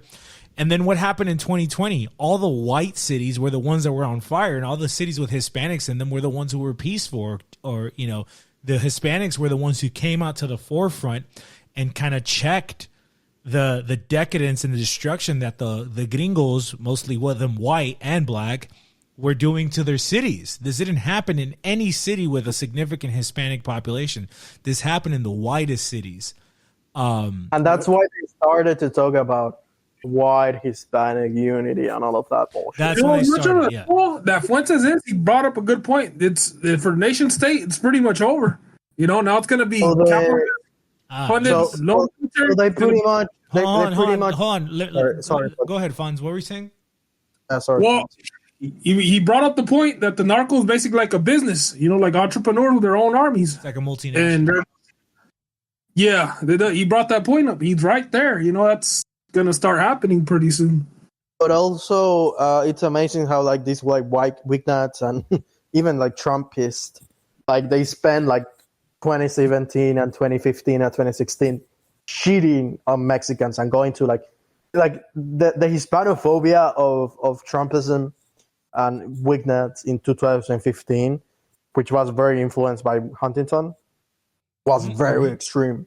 And they had to lower down on that discourse because they realized that they were being fucking retarded, pretty much. So I know those people that supposedly hate Hispanos. They're saying all this shit because their wife is getting fucked by the gardener or something along those lines. Yeah. You know what I mean? So they got to find a way to talk shit because they can't do it. Can we even call? Sorry. No, go ahead. What happened? Can we even call Nick Fuentes a Wignat or a pygmy? I think he's a full white American at this point. He does not embrace his Mexican ancestry at all. He's not at all. Yeah. Why? Billy calls him a Mexican. I'm like, dude, don't offend us like that. I'm like, No, exactly. That's what I'm saying. Like, Nick has never claimed his Mexican side, like, ever. Yeah, but I didn't call him a pygmy though. He's just a white guy. Yeah, he's literally a white American. Like, according to them, right? That's. I don't know. He doesn't speak Spanish. He doesn't know any Hispano songs. It's extremely. He was raised in the suburbs. I think it's extremely silly that he's such a proud. He'd be called the Beaner. You know, if this was the '60s, he'd be called the Beaner. He's a proud Catholic while simultaneously being like a patriotic American. Yeah, you so can't I think be an American. Yeah, Zoomer cats, you know. Zoomer cats. He's a Zoomer megatard, right? Pretty much. Yeah, actually, again, don't ask me how I know this, but actually, Richard Spencer grilled him on that. It's like, you're a Catholic, but you're an American. Do you even know American history, you dumbass? When Richard Spencer, the Paleocon movement is filled with Catholics, and that shows like how pathetic, intellectually speaking, Catholicism has been in this country. You know, it is just that pretty much. But yeah, dude, I don't know. It's just funny. It's just silly. American Catholics are silly because, and they begin to be interesting, and they begin to say something interesting when they engage with the question of their own patriotism and Catholicism, you know? And that's why people like Charles Colombe, I think that's his name. He's a French last name. Everything about Nick Fuentes irritates me. He's basically like a neoconservative alt-right pick-me bug man. Like, there's nothing Hispano about that motherfucker. Yeah, because he's literally not, except for his last name. And I knew that he was suspect before the Bug Boy incident. It was apparent. Well, Bugman is a good way to describe him. You know what makes it sadder? Look, you compare, like that little goofy fuck Fuentes to like let's say EMJ, who was like the old school. You know, like I grew up here in the States, but this country's shit kind of mentality. Right. They don't make it like that anymore, man. Yeah, I respect that. Carlos, you were making a point though about American Catholics and what is it, Charles Colombe or what or something? Yeah, Charles Colombe. What was the point you were making? He's an interesting guy. He talks about how this country you cannot like. He says that you cannot you cannot be like a proud American patriot and a Catholic. You know. Good, yeah, that's kind of like EMJ's point. He goes around it a little bit. Yeah, you know, he likes to say the best way to be an American patriot is to convert this country, but at the same time, he has this good book, The Puritan Empire, which I recommend everyone who wants to know the history of Catholics in this country to buy it. And it is like that, you know, like they should problematizar. No, what's the name of the book? What's the name of the book? The Puritan Empire. Got it. So I think that all American Catholics should engage with the problematization of being both American, proud American. Well, the weird thing about American Catholics is that they're very anti-Hispanic. You know, I'm going back to Buchanan. There's a very strong anti-Hispanic tinge to them, and maybe this is going to segue into another episode that I've been wanting to do about American Catholicism and Hispanic Catholicism. But they're very anti-Hispanic, and I don't know if maybe that's changing because like the Hispano pills going around. I've seen some American Catholic shows like touch on the Spanish Empire. But there is this weird anti-Hispanicism amongst them. I feel like in many ways the American Catholics are like the guard dogs of America. Like, you know, they're all in the bureaucracy, especially like when it comes to like the FBI and stuff like this and the State Department. I feel like they will fight harder for America than like most WASPs or like white Southerners would. No, you're right. Oh, and I was gonna mention that like the ones who are like really, really Catholic were like with the EMJ mindset. But then you have the more statist ones, yeah, the more modernist like ones. Buchanan. You know, they were all about that. But even like Pat Buchanan, he was so committed to Gothic American identity, 19th century, 18th century. Mm-hmm. But at the end, he's starting to say that maybe Charles Coulomb maybe my ancestors should have moved to Mexico instead of New York City. Yeah, like he's starting to say like maybe all the George Washington and Jefferson Masons was the problem with America, but he's not willing to give much further steps than that. But besides that, the problem with American Catholics is that they're not Anglo-pilled. They'll call out the J's, but they won't call out the A's. In regards to Hispanophilia, Hispanophobia in American Catholicism, well, Democrat pseudo Catholics, they like Hispanics because more brown people into this country, but it's not really like a true Hispanophilia. It's like a very superficial one. Yeah. Then you have the the irrational Hispanophobia of the pygmy Catholic, Buchanan and all the Paleocans. Yeah. And then you have like the Hispanophilia of anti-American Hispanic Hispanophiles, Catholics, Yep. Triumph magazine was made by American Catholics, American converts. Frederick Wilhelm same, like Brett Bosell. Brett Bosell was an American Catholic. He went to Yale, and he was the golden boy of American conservatism during the 60s. Like he promoted fusionism, but then he realized that this is all bullshit. America is like literally Protestant country, and then he became like an ideological change that basically excluded him from American Catholic, like mainstream conservatism and Christianity, and then he began to see like the Anglo peel, and the Protestant peel, and then he in Triumph magazine, people like those traditionalist Catholics in Triumph magazines, they were Hispanophiles and they were Carlists, and they even wrote America with a K, like the leftists did. Oh shit! Maybe we'll have to explore that with this American versus Hispanic Catholic episode that I've been having in my back pocket. It's a very small segment of American traditionalism, but I think there's people like Adrian Vermeul. He's a very Hispanophile guy, and he's not anti-immigration. He's not like, he even says that we should basically give passports to practicing Catholics, and he said that that will be beneficial for the U.S. because it's going to, I think we talk about that, So although you are suspicious of Vermeul, but even that, like there's the fact that Vermeul, a guy like a Harvard law professor that is a symbol of American Catholic intellectual life, American Catholic intellectual life, is saying that is interesting. It shows that, the first president that talked in Spanish was Kennedy, a Catholic. That's true. So I think it's more easy to convince an American Catholic of Hispanophilia than a Protestant. Yeah. No, I think that's an interesting dynamic. Mm-hmm. And we should probably make an episode of that about the Triumph magazine.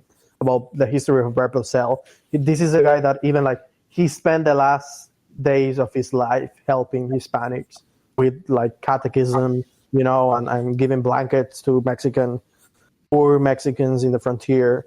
He spent his like last days on that. And you know what's the funny thing is that mainstream American conservatives said that, oh, Red Blood Cell, he went insane. He suffered from schizophrenia and depression, and now that's why he's a traditionalist Catholic. That's the way they rationalize the good, like the extreme goodwill of that man. So they're like so psychotic, so like psychopathic. The Anglo conservatives that they see a good man doing good stuff, and they call him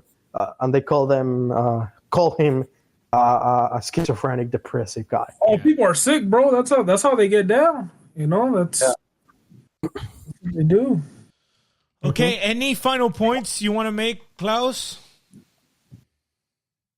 Well, no. Although I did like the fact that you mentioned how Southerners hate America. That's why I love the South. You know, the Southern whites did embrace me. You know, I used to live in Georgia, so and you can definitely feel that skepticism towards the federal government here. Yeah, So, you know, I fuck. Yeah, I think they're a mixed bag. I think there is a. I don't think Too redneck for you. They're very polite. You know, to be honest, like I like Southerners more than I like whites from, you know, northeastern cities. Like they're super polite people. They'll open their door to you. You know, I've never felt racism when I've worked through the South. I don't really believe in racism myself, but I have felt kind of that rudeness or this false sense of superiority from whites in Boston, but not ever in the South. So, you know, if I had to choose one, I definitely roll with the Southerners. And I think it's because Southerners actually have an ethnic identity. Though it gets mixed up with a racial identity, they actually have more of an ethnic identity. So you can relate to people much better when they have an ethnic identity. But, you know, still there is this history of the Knights of the Golden Circle and this kind of Protestantism that thinks it's more advanced or better. So it's like, you know, it's de lejitos, you know. Hey, if we can Catholicize them, I'm cool with that, you know. And that's the thing that we're going to save for the next episode, because I feel like a lot of people are using the church, whether you're Catholic or Orthodox, as extensions, as tools for kind of quote unquote white imperialism, right? Western imperialism. They're using it as a way to kind of justify their notions or to kind of pursue their visions, as opposed to being like honest converts, you know? So, you know, it's something to take into mind. You know, no, you're right. All this trend following, man, is bullshit. You know, I know. Me and you are Orthodox. You know what I mean? Exactly. And I've met like those Twitter cats, basically. Yeah, and I've met Orthodox priests. You know, an Orthodox bishop at a dinner once told me, damn, I forgot exactly what he told me, but he basically said something like whites can't become Orthodox. Like it's going to take them like 300 years of humility to really be able to become Orthodox. Like, you know, the Russian Orthodox call the American Orthodox like convertskis. Like they kind of like them. Like they don't really know. They know the religion from an intellectual standpoint, but they don't know it from a spiritual one. You know. And so it's funny, like in a church, an Orthodox church, you're going to have like, you know, maybe you have Russians and you'll have some Hispanics and maybe you have some white Americans, and you'll see how the Russians and the Hispanics get along, because there's a commonality in the spiritualism where it's like, it's beyond intellectual. You don't get caught up in the intellectual. It's more, the praxis is what's more important. The spirituality is what's more important. So, you know, maybe the correct word is like mysticism. Mysticism is exactly right. So this Russian bishop kind of told me like, yeah, like if they do, they gotta like stay quiet for 300 years. It's something like what he told me. Based. Like they can't be in a position to teach because they've got so much to learn, you know? That Protestant rhetoric, man, this is crazy. Yeah, somebody in the chat here said that the Russian Orthodox and Spanish Catholics are so similar in expressions. I would totally agree, because these are populations that may not have been taught all the theology behind it, and I think the Orthodox, to be honest, have done a better job at actually sharing the theology a bit more in depth. But they know the prayers, they know the praxis, you know, they live it. They live the religion. They don't think the religion, and that's very different from the American Protestant approach, where they think the religion is a thought, right? It's like, if I accept Jesus, then I'm saved, right? It's like it's a mental, intellectual thing as opposed to like a spiritual thing. So yeah, okay, you guys. I don't know if anybody has any final notes as we wrap up here, but I'm kind of ready to sign off on here. Sure. Just some added commentary. Speaking of intellectualism, notice how civilized this conversation was. Notice how even though we disagreed, we were respectful of each other. We heard each other out. We stated our points. And so to all the little trolls out there, you know, you say you're so serious, bro. I'm so serious, bro. I'm so serious, bro. Well, this is what serious looks like. So, you know, y'all should really man up. Right. Obviously not us, you know, but sure. Everyone who's hearing this. Well, you know, they're more shots fired. Shots fired. They're more about clowning and shit posting. You know, they're not trying to get somewhere serious with the conversation on any respect. Here you have people with different political views, people from different countries, people from different social classes, different from people from different religious views, but yet we're all powwowing and having a conversation and really edifying each other and trying to come to a greater understanding, as opposed to just like, you know, flinging shit back and forth. I think it's a good way to highlight the mysticism is that it's like Nicolas Gomez Davila phrase, who he's not like a saint of my devotion, by the way, but he says that mis convicciones son las mismas que las de la anciana que reza en el rincón de una iglesia. You know what I mean? In regards to that Hispanic, his mysticism, but like. Can you say that? Yo, you should make an episode on Davila, bro. Yeah, we should. We're going to talk about the anecdotes of a Bogotanian aristocrat going in his pony and breaking his like caderas because he fell off his pony while trying to like drink whiskey while trying to play polo, you know? Esos gomelos son otro cuento. I never even read them, and yet, you know, the two quotes I know about him, I use them anytime I can. You know, yeah, he was right on the money. He was an interesting character. But basically, what did he say? He said, my Catholicism comes from the caress of being able to visit an ancient church. No, he said that mis convicciones, which were Catholic, son las mismas que las de la anciana que reza en el rincón de una iglesia. ¿La anciana qué? Que reza en el rincón de una iglesia. You know, he probably got theology. Yeah, I get him. Right. And I mean, that just points to tradition. So basically, he said that my convictions come from an old woman, an ancient woman praying in the corner of a church. Yeah, that we have the same convictions, pretty much. Right. So it's like this sort of like mysticism. I see that, but also the tradition, because it's the ancients who pass the tradition on to the new generation, and I think that traditionalism is at the core of the soul of the Hispanic person throughout all of Hispanoamerica. That's why I disagree with you. With they should be experts on Aquinas. I don't think so. No, because again, I take more of a. We'll save that for the Orthodox Catholic episode. But Aquinas is very complicated. That's not what I mean. I'm talking more. Yeah. I wouldn't be an Aquinas at all, but more about from the fundamental concepts of the two natures of Christ and the Trinity.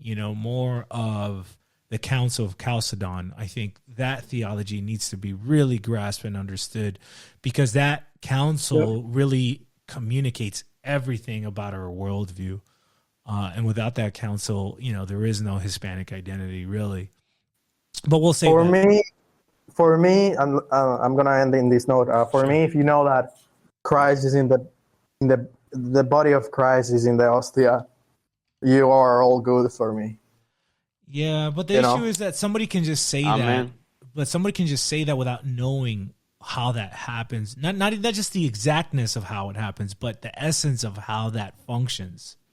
And if they don't know it and they can't even explain to themselves, then they're going to be easily lured by the Mormon or the Jehovah's Witness knocking on their door. That's the issue. And that's yeah, why I understand that though. That's why it's crucial. I think that, we should do definitely an episode around the Council of Chalcedon. Like, we definitely need to do an episode around that.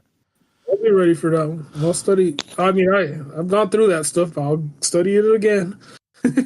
Yeah. Okay, you guys. Well, thank you so much for sharing and participating. I got one. Go ahead. I got one point, bro. Go ahead. I wanted to say that the fact that we're all like so diverse, right, from different corners of the diaspora, from the imperio, and we all come together, and it's for one goal, right? Even if we disagree on things, it's for the betterment of our people, of our ethnicity, to regain what many of us have lost, to hold on to the things that we do still have, and to move forward into the future. So it's always great being a part of these discussions with you guys, for sure. Amen. You would.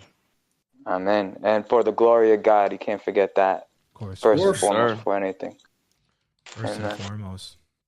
Okay, amen. Thank you for that, Taco. Good night to everybody. Thank you for listening and thank you for participating. And again, don't forget that we're now on iTunes or iMusic, whatever it is. Tell us, Klaus. Apple Podcasts. We're on Google Podcasts. We're on Spotify. We're on Podbean. And we're going to be everywhere else you want us to be. Just let us know. Give us a rating. Give us a download. Subscribe. And hope you all enjoyed this episode. We Take global. care. Yeah, and I'll tell the early listeners, if there's anything inappropriate that needs to be bleeped out on any of these episodes, I'm sure there's a lot. If you want to be nice to us, take a note on the timestamp, and we'll make sure to go ahead and edit that so that we don't get reported down the line as this thing inevitably blows up. Every time, yeah.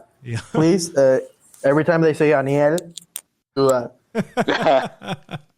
Who is Aniel? Who? That? Okay. Remember? All right, you guys. Have a good night. Peace. Haniel? Who's Haniel?